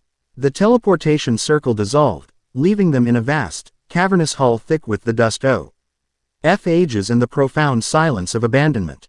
Castle Astaroth did not welcome them, it endured them. Perched high in the jagged northern highlands, the fortress was a relic of a bygone era, a brutal East masterpiece of black stone and sharp angles, built to withstand sieges, not to comfort its inhabitants. The wind howled a lonely dirge around its crenellated towers, a constant reminder of their isolation. It is rustic, Venelana commented, her voice echoing in the immense space. A faint, wry smile touched her lips. There was no opulent chandelier here, only iron sconces weeping rust. No polished marble, only uneven flagstones worn smooth by the passage of forgotten armies. It's a fortress, Naruto said, his senses already spreading through the structure, mapping its layout, feeling its strengths and weaknesses. It's perfect. He looked at Grayfia, who was staring up into the gloom, her expression unreadable. It's a new start, he added, his voice softer. Grayfia gave a curt nod, though her eyes remained distant. The defensive wards are ancient, but their foundations are strong. They can be revitalized. While a small, loyal contingent of Grayfia guards and servants began the monumental task of establishing a foothold in the main hall, Naruto simply made a single hand sign. The hall was instantly filled with 100 identical copies of himself, each one grinning with purpose. "All right, guys, you heard the ladies. Let's get this place cleaned up. Dusting, repairs, reinforcing the walls, and somebody find the kitchen. I'm starving." The effect was instantaneous and electrifying. The silent, monolithic castle was suddenly filled with the chaotic, purposeful energy of the Uzumaki clan. Clones swarmed through the corridors, their chatter and good-natured arguments chasing away the centuries of silence. Dust clouds billowed from windows, broken furniture was hauled away, and the rhythmic sound of hammers began to echo from the ramparts. Venelana watched, a look of stunned admiration on her face. What would have taken her weeks with a full staff, Naruto was accomplishing in hours. He wasn't a lord directing his subjects, he was a force of nature, a one-man army of renovation. Grayfia, too, watched the scene, a flicker of something akin to wonder in her eyes. He fought, he led, and he apparently did housework with the same overwhelming, impossible to ignore energy.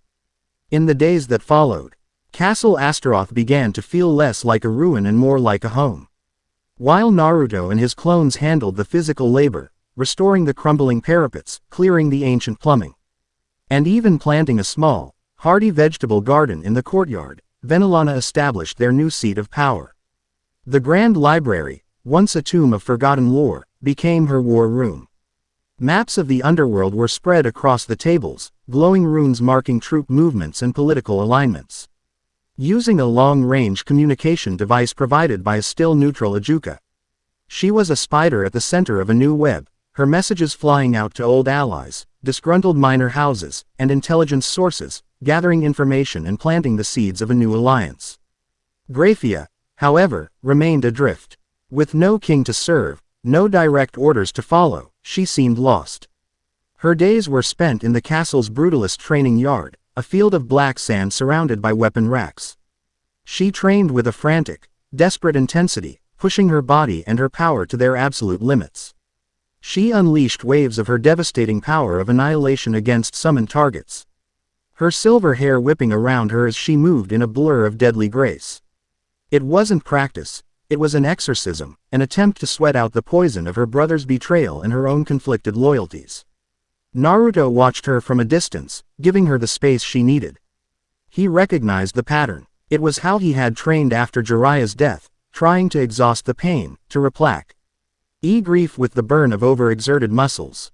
He knew he couldn't just talk her out of it. He had to meet her on her own terms. He found her late one night, the dual moons of the underworld casting a pale, ethereal light over the training yard. She was drenched in sweat, her breath coming in ragged gasps, but she still moved, going through a complex kata with a pair of wicked-looking arm blades. Her movements were flawless but lacked their usual perfect economy. They were angry, jagged. "You're going to tear a muscle if you keep that up," he said, his voice calm. She spun, the arm blades a silver blur, stopping a hair's breadth from his neck. Her crimson eyes were wild, filled with a storm of emotions she refused to let loose. "I do not require a training partner. Good thing I'm not offering to be your partner," he said, taking a step back and assuming a relaxed fighting stance. "I'm offering to be your opponent." Her eyes narrowed. "You wish to fight me. I wish to give you something to hit that will actually hit back." He replied, "You're holding back, fighting memories, fighting ghosts. It's making you sloppy. Fight me, Grayfia, for real." A dangerous light entered her eyes. The challenge, the sheer audacity of it, was exactly what she needed. "You will regret this," she warned. She lunged. It wasn't a spar, it was a storm. She came at him with everything she had, a YRL wind of silver hair and gleaming blades. Her speed was incredible, her strikes precise and deadly. She wasn't using her demonic power, just pure, lethal skill. And Naruto met her, blow for blow. He didn't use clones or his more powerful techniques. He met her blade with his bare hands, redirecting, blocking, parrying. It was a dance of incredible violence and grace. The clang of her blades again. His chakra-hardened skin echoed in the silent night. He was faster than her, stronger than her, but he didn't press his advantage. He matched her, forcing her to focus, to move past the wild anger, and tap into the disciplined warrior beneath. "Is that all?" he taunted, sidestepping a vicious thrust. The ultimate queen. I've had tougher fights with angry squirrels. A wordless scream of rage tore from her throat. And she unleashed her magic. A sphere of pure annihilation formed in her hand, an orb of roiling gray energy that erased everything it touched. She hurled it at him. Naruto didn't dodge. He stood his ground, raised a hand, and a small, swirling vortex of wind chakra formed in his palm, a Rasengan. He met her attack with his own. The two forces collided with a deafening roar that was swallowed by the castle's wards. For a moment, annihilation and creation battled for dominance, a stalemate of opposing absolutes. The explosion threw them both back. Naruto landed lightly on his feet. Grayfia was thrown to the sand, her blades flying from her hands. She pushed herself up onto her elbows, her body trembling with exhaustion. The fight was over. Naruto walked over and stood above her, his shadow falling across her. She looked up at him, defeated, her chest heaving. And then, the dam broke. The first sob was a ragged, choked sound, torn from a place of deep, absolute pain. Rigid control she had maintained for centuries finally shattered. Tears streamed down her face, cutting clean paths through the grime and sweat. She wasn't the ultimate queen. She wasn't the silver-haired queen of annihilation. She was just Grayfia, a woman whose world had been ripped apart by the one person she should have been able to trust. Naruto didn't say a word. He didn't offer empty platitudes or tell her it would be okay. He simply knelt in the sand, wrapped his arms around her trembling shoulders, and held her. He was a solid, warm, unshakable presence in the cold night. He let her grieve. He let her break. And in the safety of his embrace, she finally let go. The library at Castle Astaroth was a testament to Venelana's unyielding will. What had been a dusty relic as now the vibrant nerve center of their rebellion. Candles and floating magical lights illuminated the countless maps and scrolls she had organized, their warm glow reflecting in her focused violet eyes. Naruto found her there, long after the rest of the castle had gone to sleep. She was hunched over a map of the underworld, a wine glass untouched beside her. The weight of their undertaking was visible in the faint lines of exhaustion around her eyes. "You should get some sleep," he said softly, walking up behind her. "Even you have limits." She looked up, a tired but genuine smile gracing her lips. "The moment I rest, our enemies advance. Rizvam is mobilizing his assets among the old houses. Sirzex is consolidating his power, painting us as rash secessionists. We are walking on a knife's edge, Naruto. We've been in worse spots," he said, leaning against the table beside her. He looked at the map, at the complex web of alliances and enmities. "This world of yours is complicated." "It is," she agreed, her gaze softening as she looked at him. "And you have been thrown into the very worst of it." She reached out, her fingers gently tracing the line of his jaw. Her touch was warm, comforting. "You carry so much, don't you? The weight of your own world, and now the weight of ours. It's not so heavy when you don't have to carry it alone," he replied, his voice low. The atmosphere in the room shifted, the air growing thick with an unspoken understanding. Years of political maneuvering, of maintaining a facade of the perfect matriarch in a loveless marriage, had taught Venelana to keep her true self under lock and key. Her marriage to Zeodicus Grimory had been a political merger, a union of power and bloodlines, not of hearts. She had performed her duty, produced a powerful heir and heiress, and had upheld the honor of her house. But the woman, Venelana, had been starved of a genuine connection. "My husband, Lord Grimory," she began, her voice a near whisper, "is a good man. A powerful devil, but he is a man of his station. He sees a partner in politics, the mother of his children, the lady of the house. He has not truly seen me in centuries." Naruto listened, his blue eyes holding hers, offering a space for her to finally speak the truth. "You," she continued, her thumb gently stroking his cheek, "look at me, and you see me. You challenge me, you respect me. But you are not intimidated by my power or my title. You see the woman. I had forgotten what that felt like. I see a strong, brilliant woman who is holding her world together with sheer force of will," he said, his own hand coming up to cover hers. "I see a leader. I see a beautiful woman who deserves to be seen." The distance between them vanished. The movement was mutual, inevitable. She leaned in, and he met her halfway. Their first kiss was not a fiery explosion of passion, but a slow, profound meeting of souls. It was a kiss of shared solitude, of mutual respect, of a deep and aching need for a partner who could stand with them, not behind or in front of them. It was the quiet, heartfelt confirmation of a bond that had been forged in crisis and tempered in the late-night silence of a war room. When they broke apart, Venelana's eyes were shining with an emotion he had never seen in them before. It was not the fire of a warrior or the calculation of a politician. It was the soft, vulnerable glow of hope. The three of them found a new equilibrium. The unspoken tension was gone, replaced by an easy, comfortable intimacy. They would often gather in the evenings in the great hall. Before a roaring fireplace Naruto had restored, they would share a simple meal, talk about their day, or simply sit in a comfortable silence, drawing strength from each other's presence. Naruto would sit between them, a solid, calming anchor. Venelana would lean against him, her head on his shoulder, her political mind finally at rest. Grayfia, now more relaxed than he had ever seen her, would sit close. Sometimes even resting a hand on his knee, her earlier emotional turmoil soothed by his quiet, unwavering acceptance. They were no longer just allies. They were a unit, a strange, powerful, and deeply interconnected family. The loneliness that had been a constant companion for each of them, Naruto's solitude as a Jinchuriki and a leader, Venelana's isolation in a political marriage, Grayfia's lonely servitude, was finally blessedly gone. It was during one of these quiet evenings that Naruto knew what he had to do. The thought had been growing in his mind for days, a realization that had bloomed from a simple, undeniable truth. He was home. His old world felt like a distant dream, a life that belonged to someone else. His reality, his future, was here, in this cold stone castle, with these two incredible women. He waited until the fire had burned low, casting long, dancing shadows on the walls. He took both of their hands, his expression serious but calm. "When I first came to this world," he began. His voice a low, earnest rumble, "all I wanted was to go back. Back to my village, my friends, my life." He squeezed their hands. "I don't feel that way anymore. My village is at peace. They have good people to protect them. They don't need me." He looked from Venelana's curious violet eyes to Grayfia's attentive crimson ones. "I was always fighting for a place to belong. A place to call home. I realize now, it's not about a place.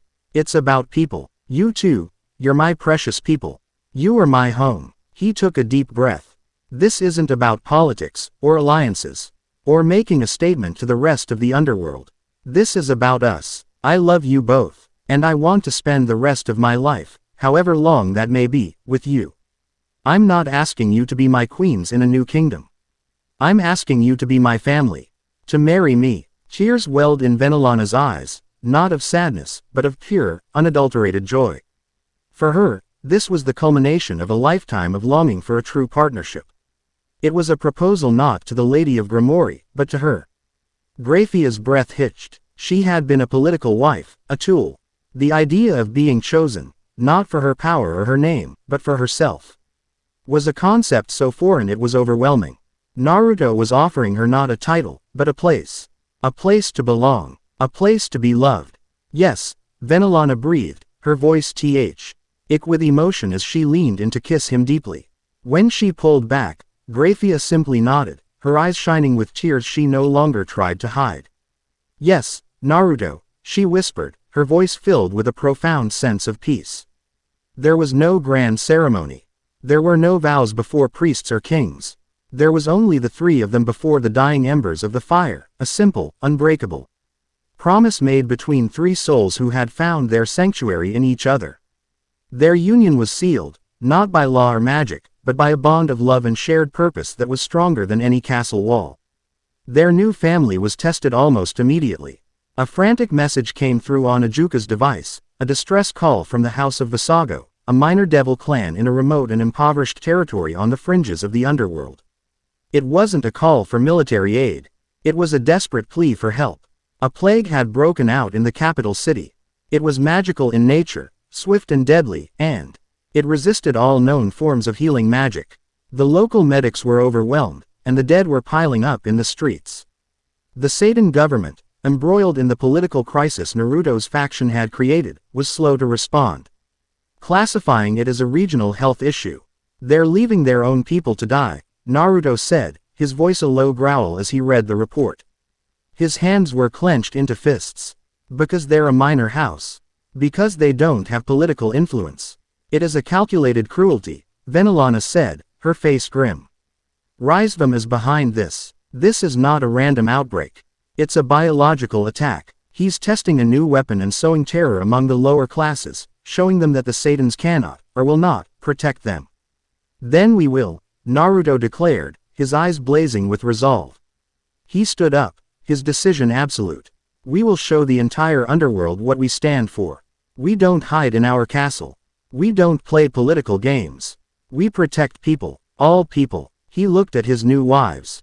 His family. "We're going. All of us." They arrived in the Visago territory to a scene of abject misery. The city was shrouded in a pall of fear and despair. Uerantine districts were marked with crude symbols, and the air was thick with the scent of sickness and death. Naruto immediately went to work. He created a dozen shadow clones, sending them into quarantine zones to gather information, help the sick, and maintain order. He himself went to the makeshift infirmary where the worst of the victims were being kept. The local healers looked at him with hollow, exhausted eyes.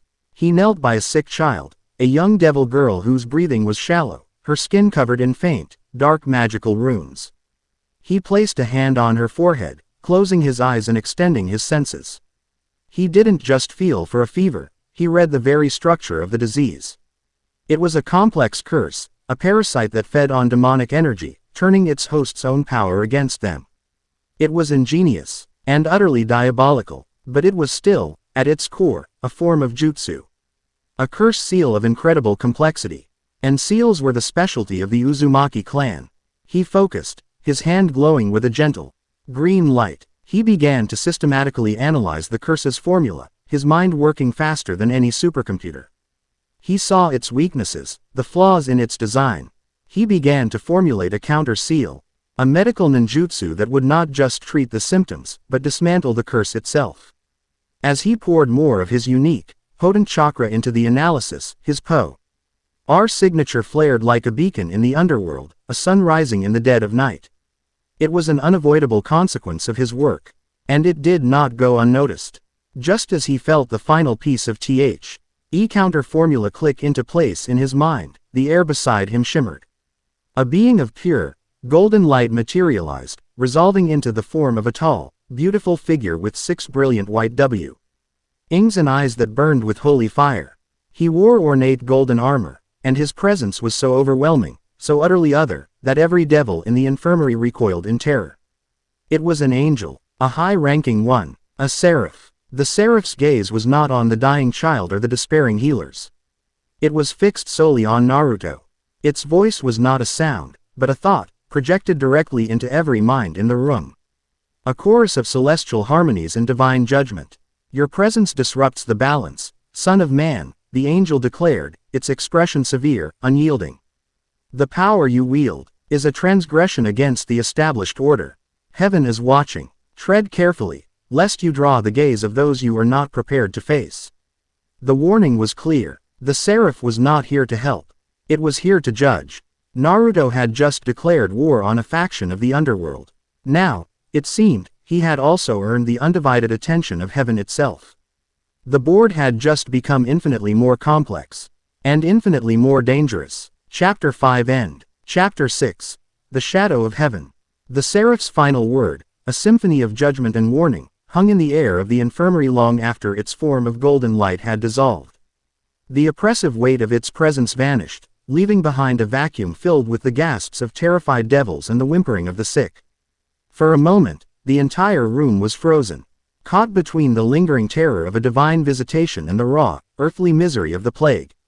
Naruto broke the silence. He didn't acknowledge the seraph's threat or the stunned looks on the faces around him. He simply turned back to the sick child, his focus absolute. He had the answer. "Get me a sample of untainted demonic energy," he commanded the nearest healer. His voice cutting through the fear with calm authority. "And I need a large supply of clean water. We're going to make the cure." The cure was not a potion or a complex ritual. It was a counter-seal, delivered through the medium of his own chakra. With the final piece of the puzzle in place, he went to work with an efficiency that was nothing short of miraculous. He created 200 shadow clones. 100 became medics, spreading throughout the quarantine city, each one a perfect copy of the original, possessing his medical knowledge and his gentle touch. The other 100 became a living factory, infusing massive vats of water with the specific chakra signature he had designed, a gentle, persistent wave of energy programmed to dismantle the magical parasite without harming the host. Venelana and Grayfia, arriving with the first of the supply convoys they had organized, found not a city of despair, but a city in the midst of a quiet revolution. Grayfia immediately took command of the perimeter, her formidable presence a silent, silver-haired warning to any who might try to interfere or exploit the chaos. Venelana became the logistical heart of the operation, directing the flow of supplies, coordinating with the shell-shocked Lord Visago, and ensuring that every citizen received the life-saving water. By nightfall, the plague was broken. The dark runes faded from the skin of the sick, fevers broke, and the rasping coughs were replaced by the sounds of exhausted relief. The city of Visago, which had been on the brink of annihilation, was saved. Lord Visago, a P'd but weary devil with the head of a lion, knelt before Naruto in the center of the city square, his top commanders kneeling behind him. "You have saved my people," he said, his voice thick with an emotion that transcended mere gratitude. "The Satans debated while we died. You acted. The House of Visago and all its territories pledged their unwavering loyalty to you, Lord Uzumaki. We are yours to command." It was the first stone laid in the foundation of their new faction, a pledge made not out of political maneuvering, but out of genuine, heartfelt loyalty. As Naruto helped the old lord to his feet, he knew that the ripples from this act would spread far and wide. He had defied the traitors, ignored the Satans, and been threatened by heaven. And in doing so, he had earned the one thing that mattered most: the trust of the people. The news of the Visago plague and its miraculous cure sent shockwaves through the underworld. Searsex was forced to issue a public commendation, a politically masterful move that acknowledged Naruto's success while subtly framing it as an action sanctioned by the Satan government. It was a lie, but a necessary one to maintain the illusion of control. Rizvam Levon Lucifer, in whatever shadow he lurked, was undoubtedly furious. His weapon had been rendered useless, and his attempt to sow terror had instead created a new hero for the common people. But the most significant reaction came from heaven. 2 days after the last citizen of Visago was declared cured, a formal delegation of angels requested permission to enter the underworld. Their street-aided purpose was to investigate the nature of the plague and the subsequent anomalous energy surge that neutralized it. Their true purpose was obvious to everyone. They were coming for Naruto. The meeting was held on neutral ground, the Grand Solar of the Grimoria State, which was temporarily re-sanctioned as a diplomatic zone. The air was thick with a tension that was almost physical. On one side of a large, circular table sat Searsex Lucifer and Ajuka Beelzebub, the faces of the underworld's established power. On the other side sat Naruto, with Venelana and Grayfia seated slightly behind him, a silent, unshakable trinity. The angels did not use a teleportation circle. They descended. A column of brilliant golden light pierced the magically induced sky above the estate, and 2 figures drifted down, their white wings carrying them with impossible grace. The leader was the same seraph Naruto had met in the infirmary. He was tall, imposing, and his eyes burned with a righteous fire that bordered on fanaticism. Searsex introduced him as Barakiel, the seraph of lightning and a commander of heaven's legions. His companion was a stark contrast. She was a female angel with long, black hair and gentle, intelligent eyes that seemed to see everything. Her name was Penemu, and she carried the title of Scribe of Heaven, one of its chief diplomats and lore keepers. "Lord Searsex," Barakiel began, his voice a resonant chorus that seemed to vibrate in one's very bones. He ignored Naruto completely. "We have come to investigate a matter of grave concern. A plague, demonic in origin, was unleashed. This is an internal matter for your kind. However, it was eradicated by a power that is unsanctioned. A power that ripples through the very fabric of creation. An anomaly that calls itself Naruto Uzumaki. Finally, His judgmental gaze fell upon Naruto. Your existence here is a blight, an imbalance. You wield power that mimics the divine, yet you are allied with demons. You are an abomination, a walking heresy. Naruto met the seraph's fiery gaze with a look of utter calm. I healed sick people, he said, his voice simple and direct. If that's a heresy, then your definition of holy is seriously messed up. Penemu, the scribe, raised a placating hand. Commander Barakiel is zealous, she said, her voice a soft, melodic counterpoint to her companion's booming declarations. Our purpose here is not to pass judgment, but to understand. Naruto Uzumaki, your power signature is unlike anything in our celestial records. It is not holy, not demonic, not draconic. It feels primordial. Can you explain its origin? I'm from another world, Naruto said plainly. My power is from my world. I didn't ask to come here. I just want to protect people and find a way home. A convenient narrative, Barakiel scoffed. One that does not explain how a mortal can rewrite the laws of magic and stand in the presence of a seraph without being burned to ash by his own insignificance. Maybe you're just not as bright as you think you are, Naruto countered, his easygoing demeanor an impenetrable shield against the angel's arrogance. The tension in the room ratcheted up another notch. Sears held up a hand. Ever the mediator. Commander Barakiel, Naruto Uzumaki is a guest in our realm, and is currently under the protection of both the House of Gremory and, by extension, the Satan government. We are all here to ensure that peace is maintained. Peace. Barakiel's voice was sharp with contempt. There can be no peace with an unchecked variable of this magnitude. His very presence invites chaos. It is a beacon that draws moths to a flame. As if on cue, the world outside the window went silent. The chirping of the magically created birds, the rustle of the leaves in the garden, everything ceased. A sudden, oppressive pressure descended upon the estate, a feeling of profound, cosmic wrongness. Ajuka was the first to react, his eyes widening behind his glasses. The dimensional fabric, he whispered, his voice tight with alarm. Something is tearing through it. Before anyone else could move, a jagged, black seam appeared in the air in the center of the room. It was not a portal. It was a wound in reality itself, leaking raw, chaotic energy. From this dimensional rift, a creature began to pull itself through, a nightmare-given form. It was a grotesque amalgamation, a horrifying fusion of the holy and the profane. It had the mismatched, feathered wings of an angel, but they were tarred with a viscous, demonic slime. Its body was a writhing mass of pale flesh and dark chitin, with screaming, human-like faces embedded in its torso, their mouths open in silent, eternal agony. One arm ended in a blade of pure, solidified light, while the other was a grasping claw of shadow and bone. Its aura was a nauseating paradox, searing with holy fire and chilling with demonic corruption simultaneously. By the throne, Barakiel gasped, his arrogance replaced by horrified disbelief. The creature let out a shriek that was a chorus of 1,000 tortured souls, and lunged. Its target was not the angels, nor the devils. It was Naruto. Sears reacted instantly, his body exploding with crimson demonic energy. Power of destruction, he roared, unleashing a wave of annihilating force at the monster. The blast struck the creature head-on, vaporizing a large chunk of its torso. But before the devils could register the hit, the wound began to writhe, the demonic energy within it regenerating the destroyed flesh at an impossible rate. Barakiel, recovering his senses, summoned a dozen spears of pure, golden light, hurling them at the beast.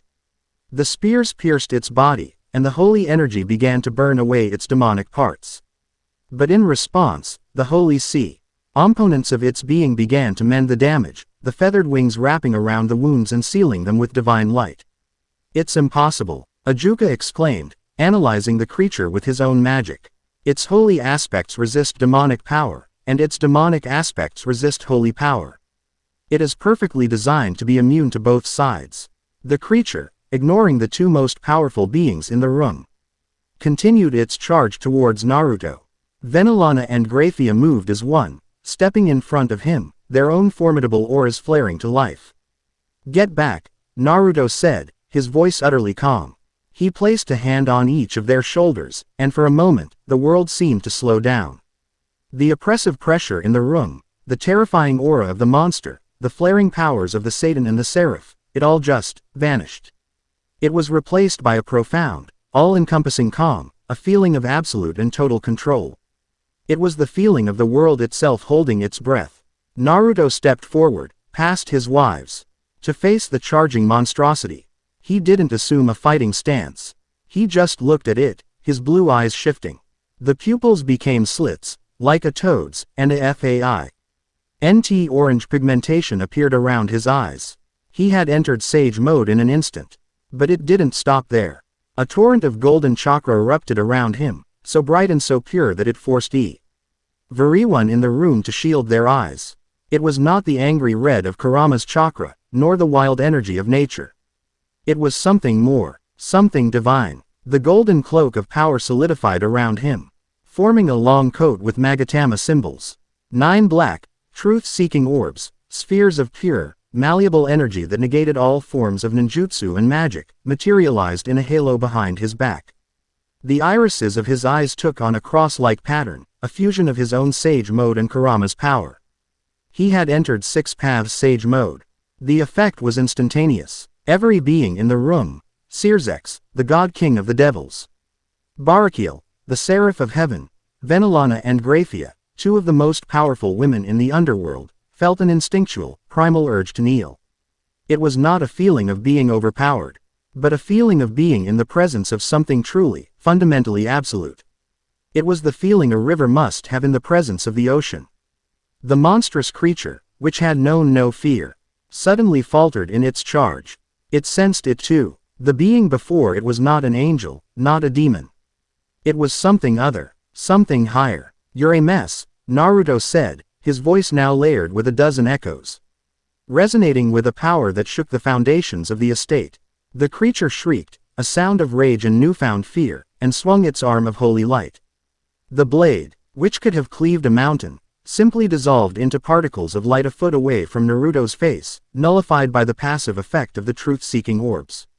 Naruto didn't even blink. He raised one hand, and one of the black orbs behind him shot forward, transforming into a long, sharp spear. The monster tried to block with its shadow claw, but the truth-seeking spear passed through it as if it weren't there, piercing the creature's central mass. There was no explosion, no grand display. The monster simply began to unravel. The holy and demonic energies that comprised its being were being systematically deconstructed, reduced to their base components by the absolute nature of the attack. The screaming faces in its torso fell silent, their expressions turning to ones of peace as they dissolved. The entire, horrifying creature disintegrated into a fine gray dust that was then, in turn, annihilated by the lingering power of the attack. In a matter of seconds, it was over. The monster was gone, leaving no trace it had ever existed. Naruto floated in the center of the room, the golden light around him slowly receding. He powered down, the truth-seeking orbs vanishing, his eyes returning to their normal cerulean blue. The profound pressure in the room lifted, and reality rushed back in. There was a dead, stunned silence. Barakiel stared at the spot where the monster had been, then at Naruto. His face pale, his fanaticism shattered and replaced by a deep, shivering awe. What are you?" he whispered, the question devoid of its earlier arrogance. Searsex Lucifer, the great Satan, looked at Naruto with the expression of a man who had just seen his entire understanding of the cosmos rendered obsolete. Ajuka was trembling slightly, not with fear, but with the unrestrained ecstasy of a scientist who had just witnessed a miracle that defied all known laws of physics. Venelana and Grayfia looked at their husband, pride and awe shining in their eyes, but mixed with a deep, newfound concern. They had known he was powerful. They had not comprehended this. This was not the power of a warrior. This was the power of a god. Naruto looked at the stunned faces around him, a grim expression on his own. He knew what this display meant. He hadn't wanted to reveal this level of his power, but the monster had forced his hand. Now, the secret was out. He was no longer just a political complication or a powerful anomaly. He had just declared, in the most undeniable terms possible, that a new, divine-level power had just stepped onto the board. He was a third axis. A player in the great game who answered to neither heaven nor hell. And in a world built on a delicate balance between those two forces, his very existence was now the greatest threat of all. Chapter 6 End. Chapter 7. The Seraph's Crusade. The silence that followed the monster's annihilation was a physical entity, a thick, heavy blanket of disbelief that smothered all sound. The scent of ozone and the faint, sweet smell of purified energy hung in the air of the ruined solar. Seers X Lucifer stood frozen, his crimson power of destruction still crackling faintly around his fist, a forgotten candle in the face of a new sun. Barakiel, the seraph of heaven, was on one knee, not in supplication, but because his legs had seemingly refused to support him. His face, once a mask of zealous fury, was now slack with a terror that went beyond the fear of death. It was the terror of a man whose entire faith had been fractured by an undeniable, heretical truth. Naruto stood in the center of the devastation, the last vestiges of his golden cloak fading like a memory. He looked at the faces around him, at the awe, the fear, the sheer, unadulterated shock. He felt a familiar, weary ache settle in his chest. He had seen this look before, in the eyes of his enemies and his allies, on the day he had faced down a god and rewritten the fate of his own world. He had hoped he would never have to unleash this power again. It was a burden, a beacon that screamed his existence across dimensions, a final solution that created as many problems as it solved. Venelana and Grayfia were the first to move. They flanked him, their presence a silent, unwavering wall of support. Venelana's hand found his, her grip firm, grounding him. Grayfia simply stood at his side, her crimson eyes scanning the room, her posture shifting from that of a diplomat to a royal guard. They were not afraid of him. They were proud, and in their eyes, he saw the only thing that mattered: acceptance. It was Ajuka Beelzebub who finally broke the spell. The scientist in him overwhelmed the politician. He rushed forward, not towards Naruto, but towards the spot where the creature had disintegrated. A dozen small, floaty, silver spheres materialized around him, humming as they scanned the air, collecting infinitesimal particles, analyzing residual energy signatures. Incredible, Ajuka whispered, his eyes wide with manic glee behind his glasses. The energy composition is a complete paradox. It violates the fundamental laws of demonic and holy magic. It shouldn't be able to exist, yet it did. He turned to Naruto, his gaze filled with a scientist's frenzied reverence. And you didn't just overpower it. You unmade it. You deconstructed its reality. That wasn't an attack. It was an ontological negation. Save the science lesson, Ajuka, Seers X said, his voice strained as he finally regained his composure. He straightened his coat, the very picture of a king trying to pretend his castle hadn't just been shaken to its foundations by a foreign god. He looked at Naruto, and for the first time, there was a glimmer of genuine fear in the great Satan's eyes. We have a more immediate problem. He was looking at Barakiel. The seraph slowly, shakily, pushed himself to his feet. His gaze was fixed on Naruto, the earlier awe already curdling into something harder, colder. The fanaticism was returning, but it was no longer fueled by arrogance. It was fueled by pure, unadulterated fear. Heresy, Barakiel breathed, his voice a harsh rasp. A false god, an abomination walking in the skin of a man. He took a stumbling step backward. This world is tainted by your presence. It must be cleansed. Commander, wait, Penemu, the scribe, interjected, her calm finally breaking. She stepped in front of him, a hand on his chest. You saw what he did. That creature was a threat to all of us. He saved us. He revealed himself. Barakiel snarled, pushing her aside. He is a power that stands outside the purview of the throne. He is a rival, a source of cosmic instability that will unravel creation itself. Heaven will not suffer a pretender to exist. Without another word, he unfurled his 6 white wings. And with a crack of thunder and a flash of blinding golden light, he was gone, shooting back towards the heavens to deliver his terrifying new gospel. Penemu watched him go, her expression filled with a deep sorrow. She turned back to the room. Forgive him, she said quietly. He is a zealot, but his fear is not entirely unfounded. You have changed the game, Naruto Uzumaki. Many in the Silver City will not see a savior. They will see a threat to their very existence. She bowed her head deeply.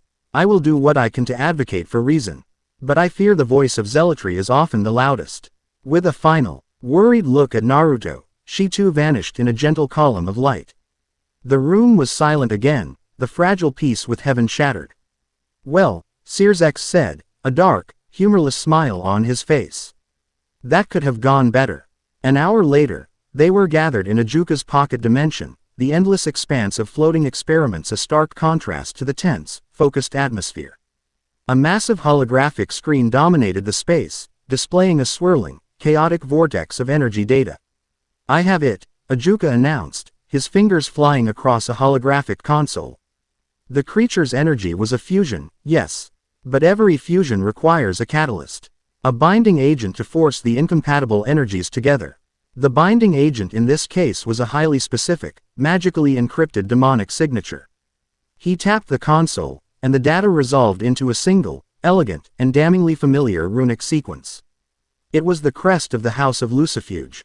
Grayfia, who had been standing stoically to the side, flinched as if struck. It's not just a generic Lucifuge signature, Ajuka continued, his voice grim.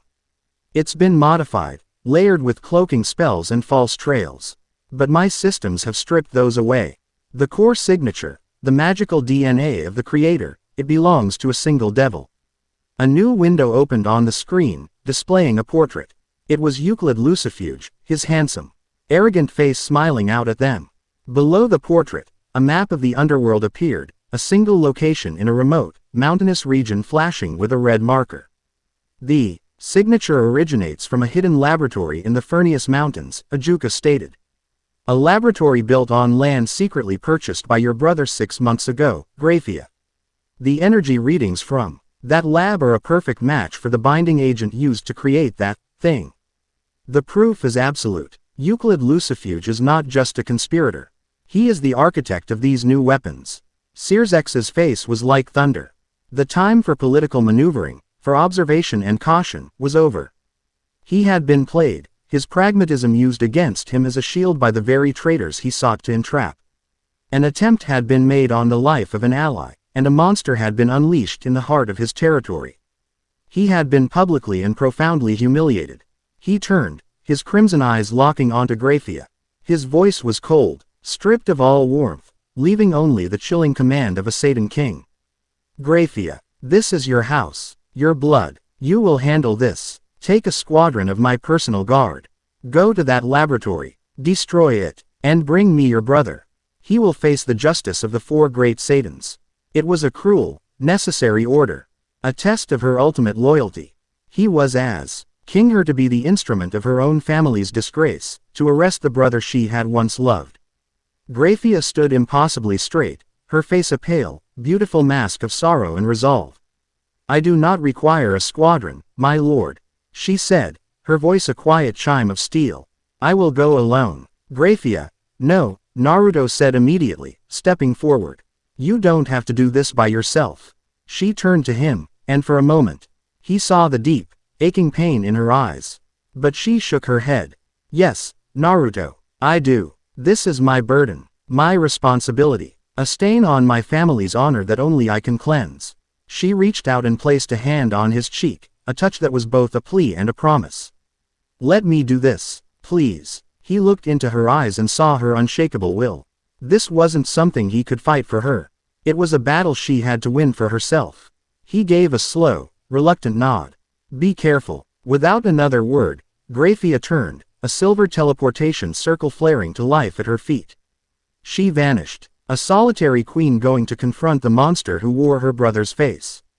The secret laboratory was a scar of black iron and dark magic carved into the side of a desolate mountain. Grayfia appeared at its gates, a lone silver-haired figure against the jagged rock. The powerful wards, designed to repel an entire army, flared to life, but she walked through them as if they were mist. Her own mastery of her family's magic overriding the corrupted defenses. She found Euclid in the main laboratory, a circular chamber filled with horrifying experiments. Glass tanks held half-formed creatures, twitching in amniotic fluid. Arcane machinery hummed with a sickly purple light. And in the center of it all, her brother stood before a glowing console, a triumphant, manic grin on his face. Sister, he greeted her, spreading his arms wide. Come to see my work. Isn't it magnificent? The perfect synthesis of holy and demonic power.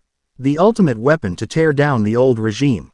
Rhysvam is most pleased. It is an abomination, Euclid, Grayfia said, her voice echoing in the cold, sterile room. You have perverted our family's magic. You have betrayed our world. You have become a monster. I have become a visionary. He shrieked, his composure cracking. Something you could never be, content to play the loyal dog to a weak king. He pointed a trembling finger at her. You could have been by my side. We could have ruled. I would rather serve in a world of peace than rule over a kingdom of ashes, she replied, her own power beginning to rise, a chilling silver aura surrounding her. By the authority of the great Satan, Seers X Lucifer, you are under arrest for high treason. Euclid laughed, a high, unhinged sound. Arrest me, dear sister, you are a fool. You came here alone. He snapped his fingers, and from the shadows, a dozen elite guards in the black armor of House Lucifuge appeared, surrounding her. I am the future of this family. They are loyal to me. Grayfia looked at the guards. Men she had known for centuries, their faces now set against her. She closed her eyes for a moment, the final betrayal cutting deep. When she opened them, they were filled with a cold, devastating light. Then they have chosen treason as well, she whispered. She moved. She was not the whirlwind of rage Naruto had fought in the training yard. She was a scalpel, a whisper of death. A guard lunged, his sword wreathed in demonic fire. She sidestepped, her hand a blur as it chopped his neck. He fell without a sound. Another fired a blast of magic. She caught it in her palm, crushed it into nothingness, and sent a shard of frozen demonic energy through his heart. She was the queen of annihilation. This was not a spar. This was an execution. In seconds, the guards lay dead or dying.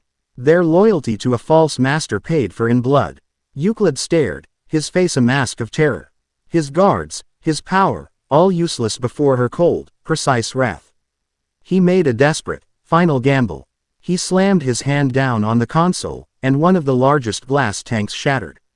A creature, larger and more grotesque than the one sent to the Grimoire estate, roared to life. But before it could even take a step, Grayfia raised a hand. Enough, she said, her voice barely a whisper. A sphere of gray, swirling energy, the size of a fist, appeared in her palm. It held the silence of the void, the terror of non-existence. Her power of annihilation, focused and absolute. She didn't throw it, she simply opened her hand. The sphere expanded, not with a bang, but with a silent, inexorable rush.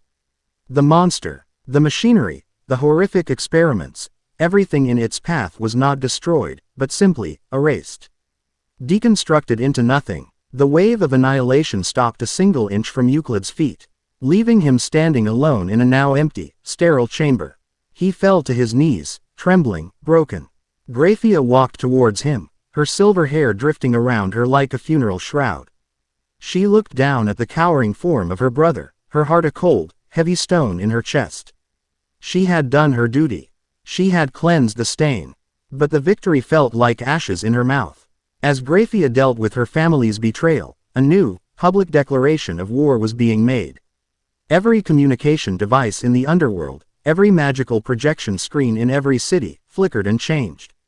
The smiling face of a news announcer was replaced by a static-filled image that slowly resolved into the handsome, cruel face of a devil with long, white hair and eyes that burned with ancient malice. Greetings, devils of the underworld, Rhysvam Levon Lucifer said, his voice a smooth, charismatic venom that dripped with condescension. For too long, you have been led by weak-willed pretenders.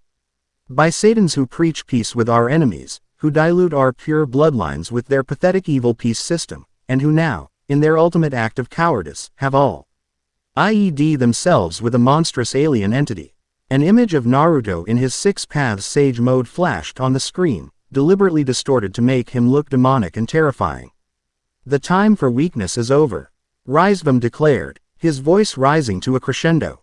The time has come to reclaim our birthright, to restore the glory of the underworld. I, Rhysvam Levon Lucifer, son of the true king, declare war upon the false Satans. I call upon all true-blooded devils, all who resent the weakness of this new regime, to join me. Together, we will cleanse the underworld and take our rightful place as the masters of all creation.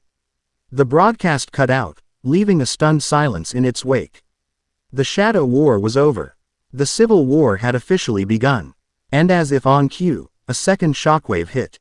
A message, not from the underworld, but from heaven, was leaked to the Grigori and then disseminated to all factions. It was a declaration from Commander Barakiel and a powerful faction of seraphs and thrones. It declared Naruto Uzumaki a heretical deity, an enemy of the established divine order. It announced the formation of a holy crusade, a legion of angels dedicated to one purpose, the complete and utter eradication of Naruto and any who harbored him. The pieces were all in place. Castle Astaroth was no longer just a rebel base. It was the epicenter of a two-front war against the most powerful factions in the known world. In the war room of the castle, the mood was grim. Venelana stood before a map, her face pale. Rysvam has the support of at least a dozen of the old houses. And Barakiel's crusade has the backing of nearly a third of heaven's military might. We are outnumbered, outflanked, and besieged on all sides. Grayfia, who had returned with a magically imprisoned and catatonic Euclid, stood by the window. Her gaze lost in the stormy northern sky. The personal and the political had converged into a perfect storm of despair. Naruto looked at the map, at the glowing red runes marking enemy territories. He looked at the faces of the two women who were his family, his reason for fighting. Despair was a luxury they could not afford. Then we can't afford to play defense, he said, his voice cutting through the gloom. A cornered animal is a dead one. We need to make our own allies. Who would dare ally with us now? Venelana asked, her strategic mind seeing only closed doors. We are enemies of both the Satan government and heaven. We'll find someone who dislikes them both as much as we do, Naruto said, a determined glint in his eyes. He pointed to a location on the map. A floating city-state that belonged to none of the three great factions.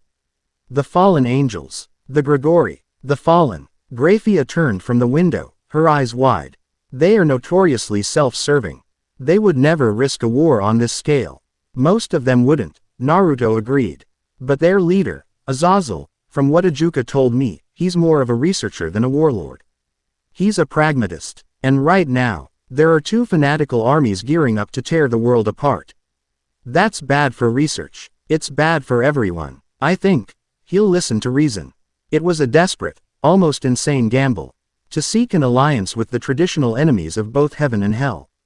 But they were out of conventional options.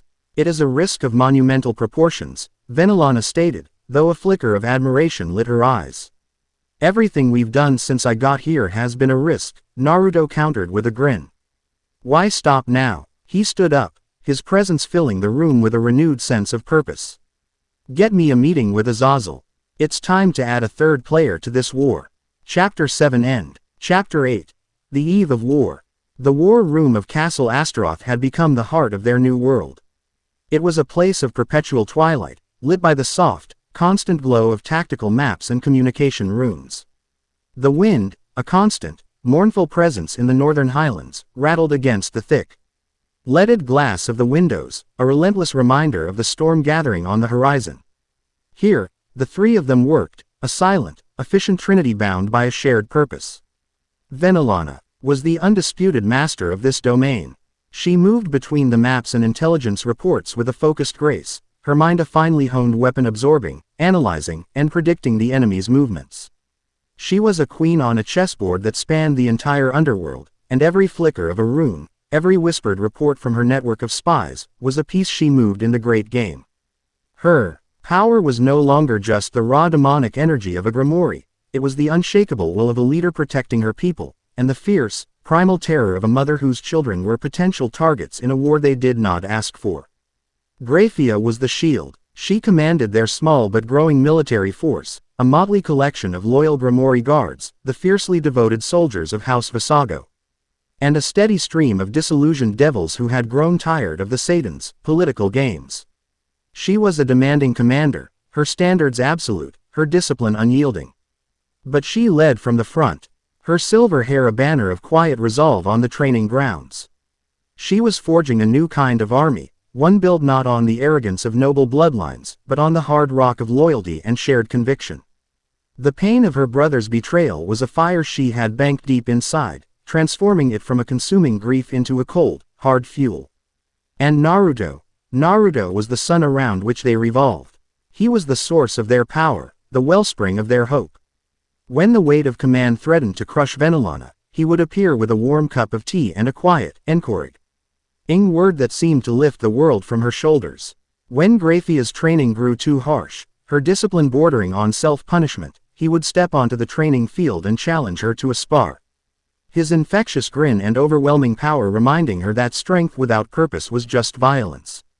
He was their anchor, their leader, their husband. He was the reason this impossible rebellion had a chance. He found his own role in this new war, one that no one else could fill. He began training the recruits himself, not in magic, but in philosophy. He gathered them in the courtyard, a mix of high-borns and low-borns, of grizzled veterans and young idealists. Power isn't about the crest on your uniform or the name of your house, he declared one morning, his voice echoing off the black stone walls. It's not about who can make the biggest explosion. Power is about the person standing next to you. It's about trusting that they have your back, and them knowing that you have theirs. He implemented the concept of the four-man squad, a revolutionary idea in a society where individual power was paramount. He mixed their abilities, pairing a long-range magic user with a close-quarters combatant, a defensive specialist with a speedster. He taught them deception, teamwork, and strategy. He ran them through grueling exercises, forcing them to rely on each other's strengths to overcome impossible odds. The old guard scoffed. One of Grayfia's most experienced captains, a pure-blood Grimoire named Valen, openly challenged the method. "My lord, with respect," he said, his tone anything but respectful, "a single well-placed spell from a high-class devil is worth more than a dozen of these teams." Naruto just smiled. "All right, Valen, you against my best new team. You're a high-class devil. They're all middle-class at best. If you win, I'll stop the training." The challenge took place in the main training yard. Valen stood alone, radiating an aura of arrogant power. Across from him stood four young devils. A nimble girl who could create small, localized illusions, a stocky brawler who could harden his skin like stone, a nervous boy who excelled at weak, but fast, barrier magic, and a quiet girl who was a mediocre marksman with energy bolts. Individually, they were nothing.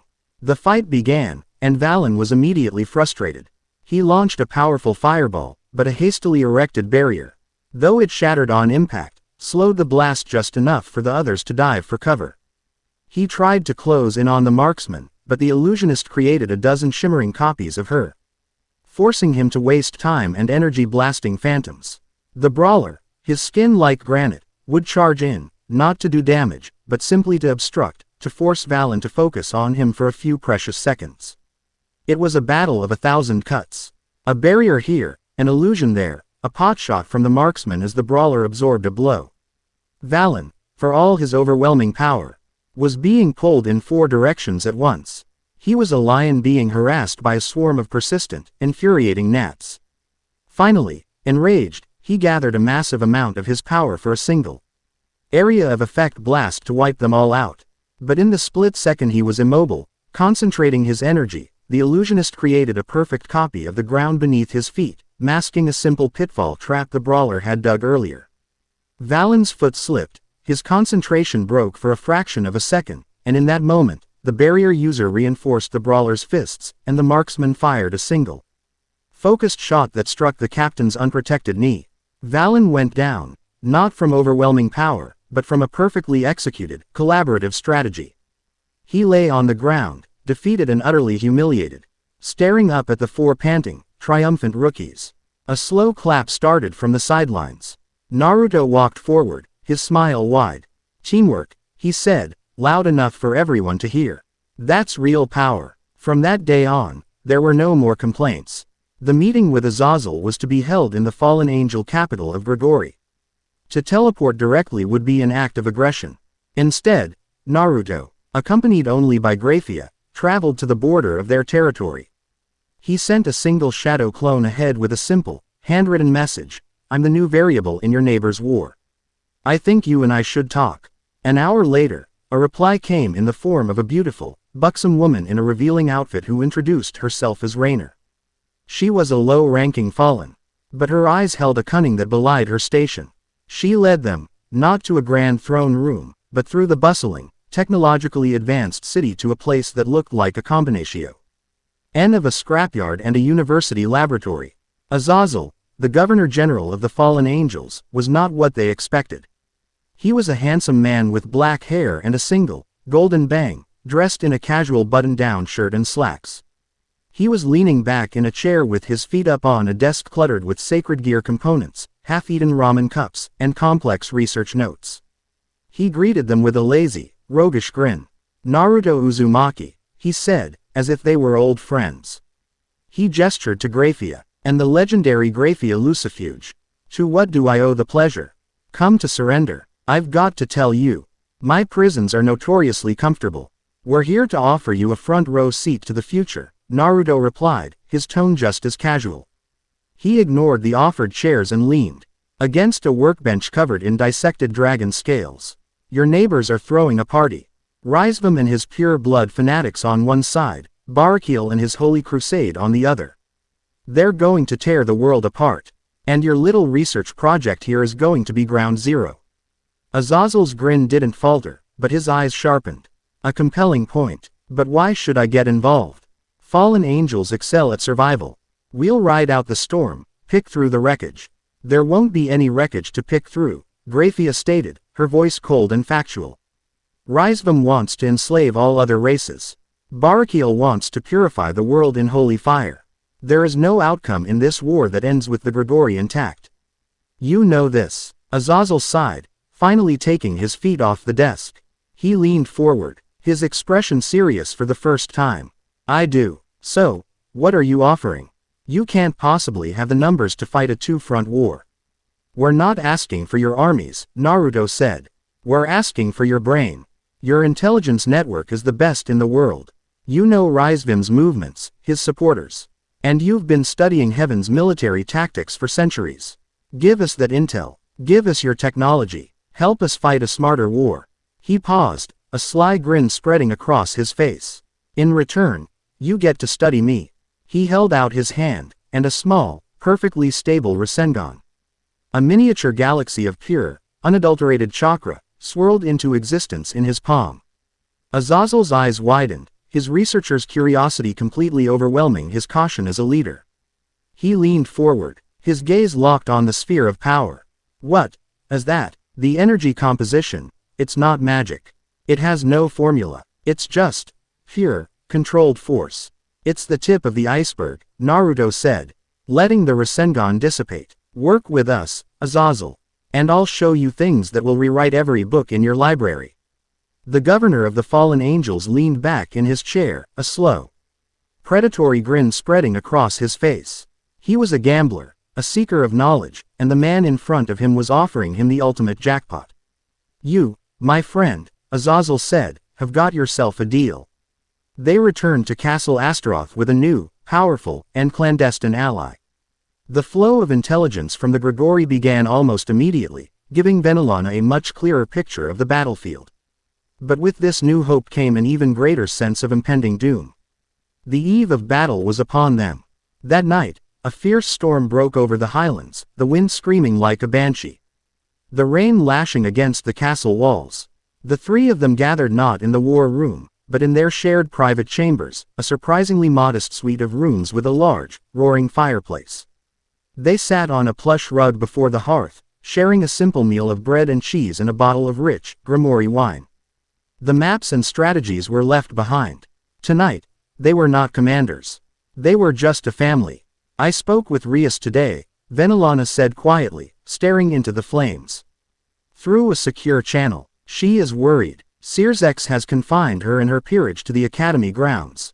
For their protection. She feels like a prisoner." Her voice was tight with a mother's pain. "And Milika's, he is with my husband in the main estate. Safe for now. But for how long?" Grayfia, who was leaning against Naruto's side, reached out and placed a hand on Venelana's arm. "They are strong, Venelana. They are Grimoires, and Sirzex, for all his political failings, would never allow them to come to harm." Her voice was soft, but Naruto could feel the tension in her body. She spoke of Sirzex, her husband in name, with a detached respect, but there was no warmth, no love. It was a duty she no longer felt bound to. "I know," Venelana sighed. But a mother's heart is not always rational. And what of you, Grayfia? Naruto asked, shifting his arm to pull her closer. Your family name is being used as a banner by our enemy. Euclid. A shadow passed over Grayfia's face. The name Lucifuge is no longer mine. I am of House Uzumaki now, she stated, her voice firm. But a deep sadness lingered in her eyes. As for Euclid, he is no longer my brother. He is a weapon pointed at the heart of the world. And if he stands in our way, I will not hesitate. The words were strong, but Naruto felt the faint tremor that ran through her body as she said them. He looked at these two incredible women, the weight they carried, the fears they bore in silence. He pulled them both close, his arms a circle of warmth and strength around them. Listen to me, he said, his voice a low, comforting rumble. We're going to get through this. We're going to win. And we're going to build a world where your children don't have to live in fear, and where family names are a source of pride, not pain.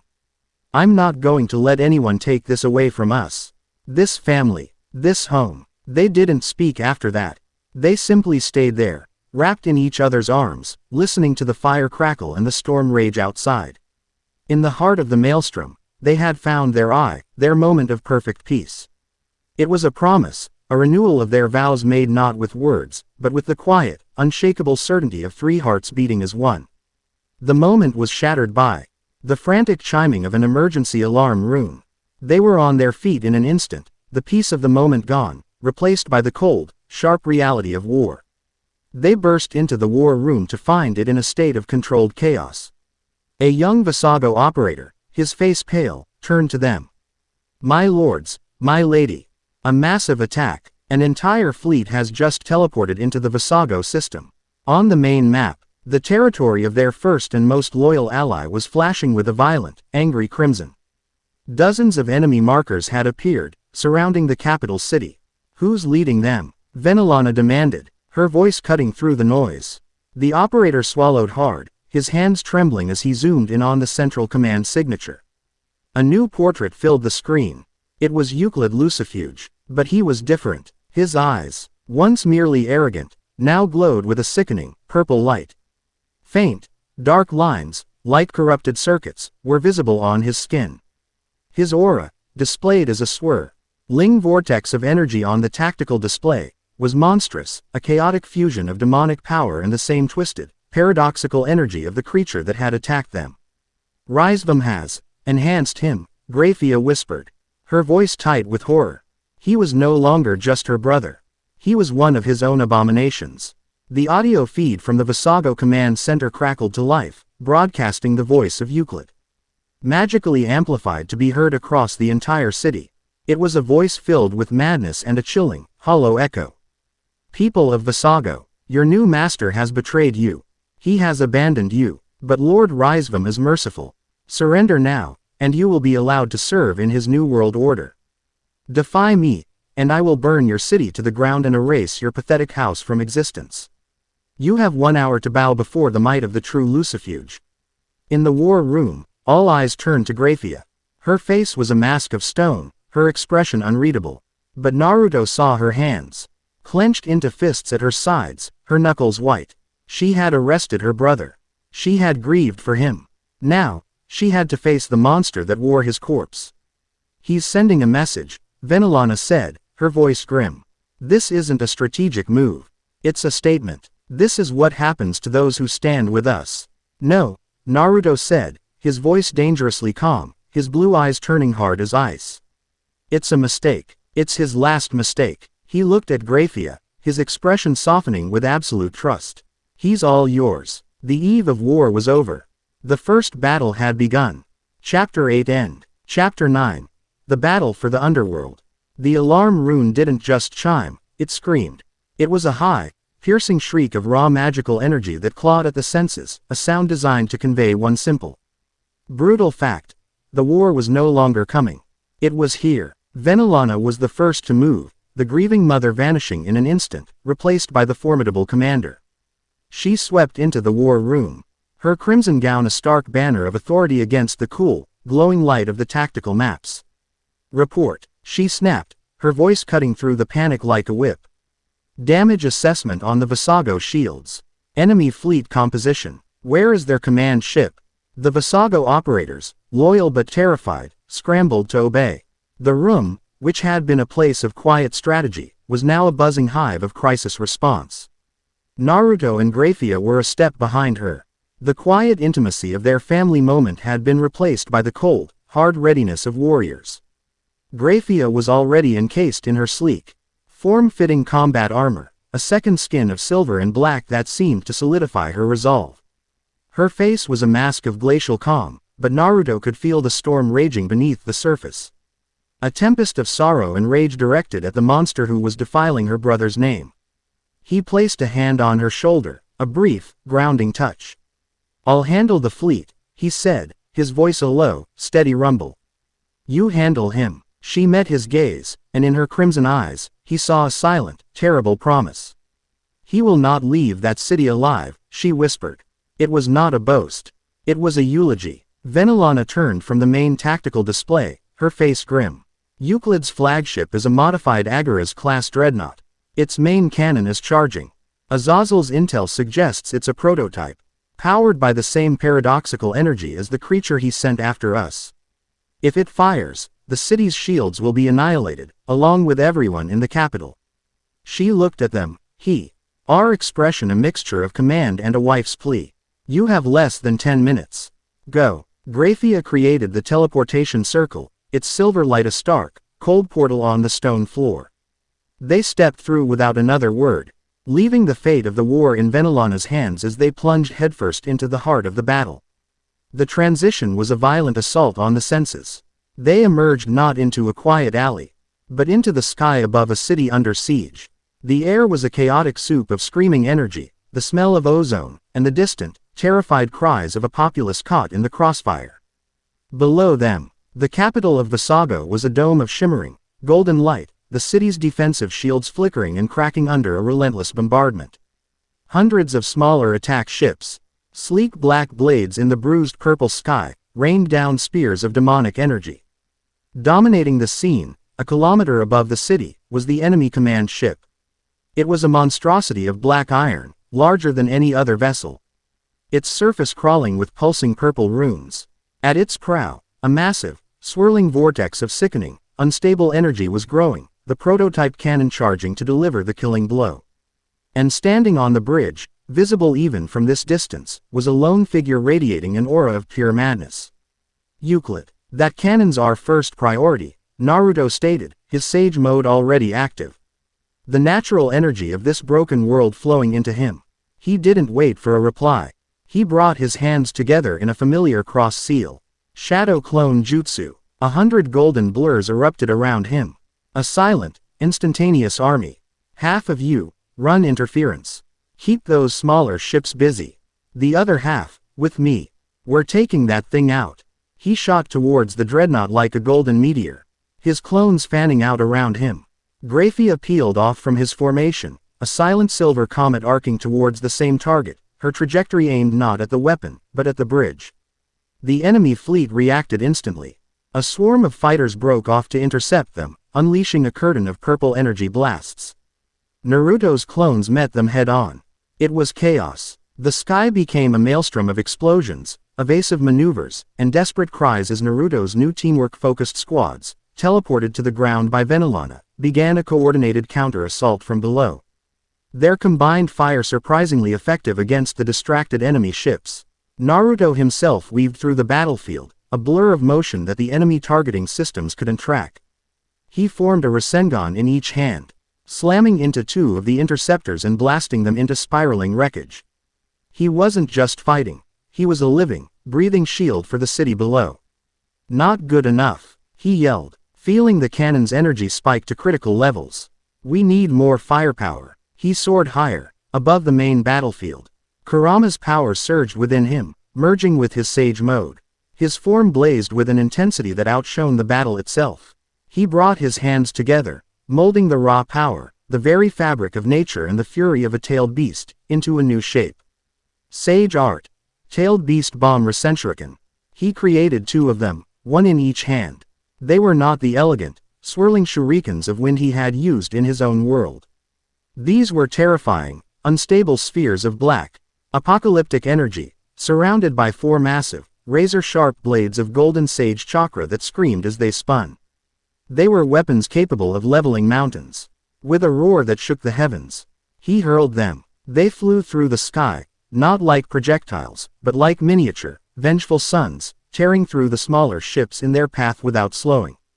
On. E slammed into the port side of the dreadnought, the other into the starboard. The explosions were silent. For a horrifying second, there was nothing.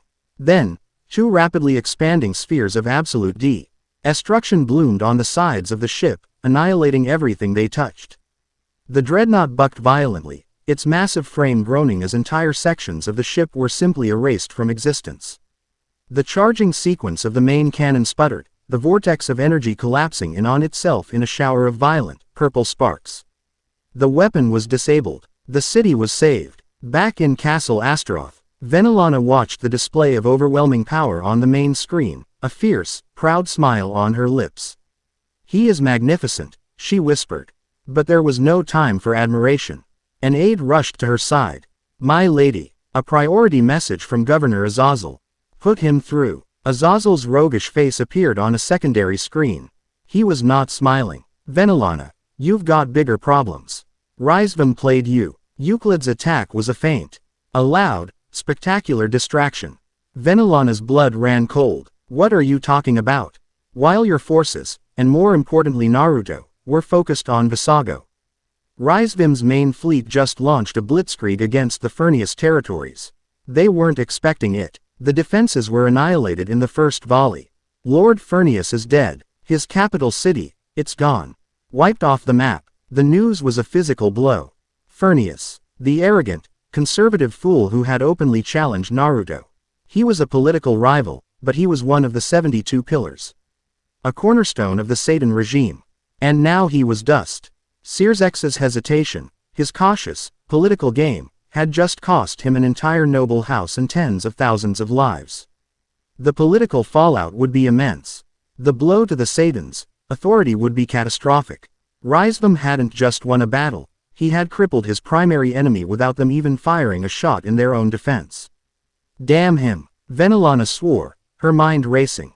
Rysvam wasn't just a zealot, he was a brilliant, ruthless strategist. He used our compassion against us. That's not all, Azazel said, his voice grim. My long-range sensors are picking up something else. On the opposite side of the underworld, a massive energy signature just appeared on the border with heaven. It's an angelic fleet, Venelana. A big one, and it's not moving towards Rysvim's forces. The war on 2 fronts had just become terrifyingly real. Grayfia landed on the bridge of the crippled dreadnought like a vengeful spirit. The blast doors had been torn from their hinges, and the bridge crew lay dead or unconscious, victims of the violent explosions that had racked the ship. In the center of the carnage, amidst the flickering consoles and sparking wires, stood Euclid. The enhancements had twisted him. His skin was unnaturally pale, traced with the same dark purple runes as the cannon he had tried to fire. His eyes were hollow, burning with a feverish, insane light. He looked at her, his lips peeling back in a grotesque smile that was a mockery of the one she remembered from their childhood. "Sister," he cackled, his voice a discordant echo. "You've ruined my new toy. Rysvam will be so disappointed in me." He giggled, a high, unhinged sound.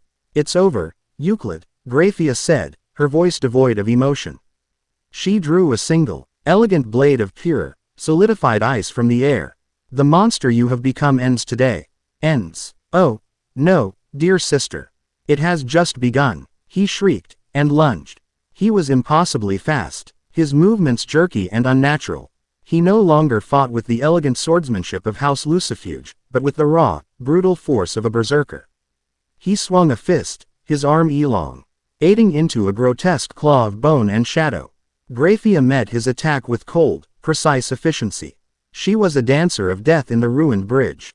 She flowed around his wild attacks, her ice blade a silver blur, leaving shallow cuts on his arms and legs. She was testing him, analyzing the corrupted power that fueled him. "You can't win," Euclid screamed, his wounds healing with a sickening, black energy. "Lord Rysvam has made me perfect. I feel the power of creation and destruction. I am a god." He unleashed a wave of the paradoxical holy demonic energy, the same force that had powered the monster. The entire bridge was engulfed in a storm of warring light and shadow. But Grayfia stood in the center of it, untouched. A perfect, thin sphere of her power of annihilation surrounded her, negating the chaotic energies that touched it.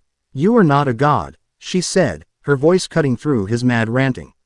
"You are a puppet, filled with a power you cannot control. A broken toy." She saw it then. The flaw. The enhancements were powerful, but unstable. The more power he used, the more the corrupted runes on his skin glowed, burning him from the inside out. He was a living bomb, a suicide weapon. "Do you remember, Euclid?" she asked, her voice suddenly soft, and the change in tone caught him off guard. "When we were children, you fell from the great oak in the gardens. You broke your arm. You were so brave. You didn't cry, not until you thought no one was watching." He faltered, a flicker of confusion crossing his face. "The gardens. I sat with you all night," she continued, taking a slow step forward. "I held your hand. I promised I would always protect you." The insane light in his eyes wavered, and for a single, heartbreaking moment, she saw her brother. The real Euclid, scared, confused, in pain. "Grayfia," he whispered, his voice small, childlike. "It hurts." A tear, hot and swift, traced a path down her cheek. "I know," she whispered back. "Let me make it stop." Before the monster could reassert control, she moved. She was not a warrior now, but an angel of mercy.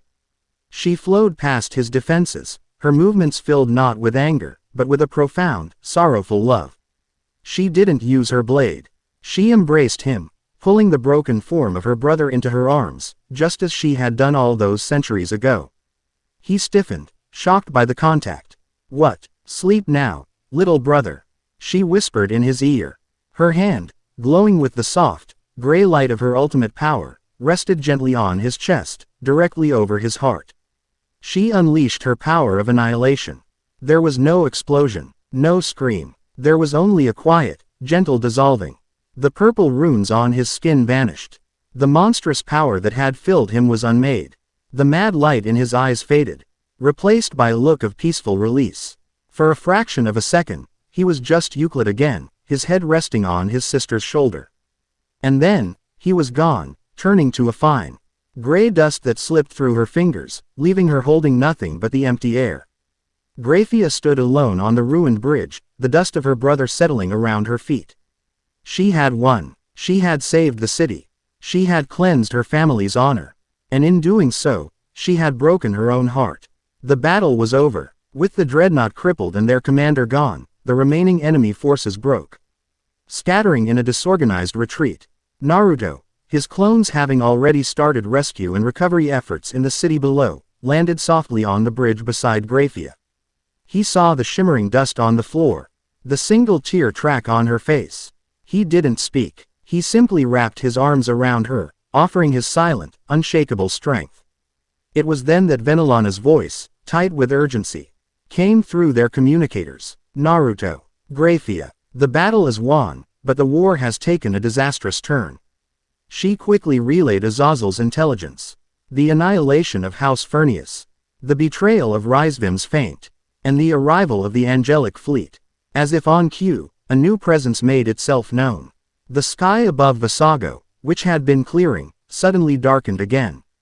Not with storm clouds, but with a vast, golden light. A fleet of angelic warships, ships of white gold and shimmering light, materialized in high orbit.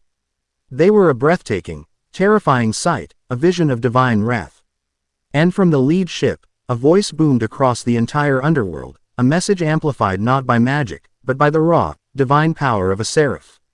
It was Barakiel, and his ultimatum was simple, absolute, and directed at every devil, loyalist and rebel alike.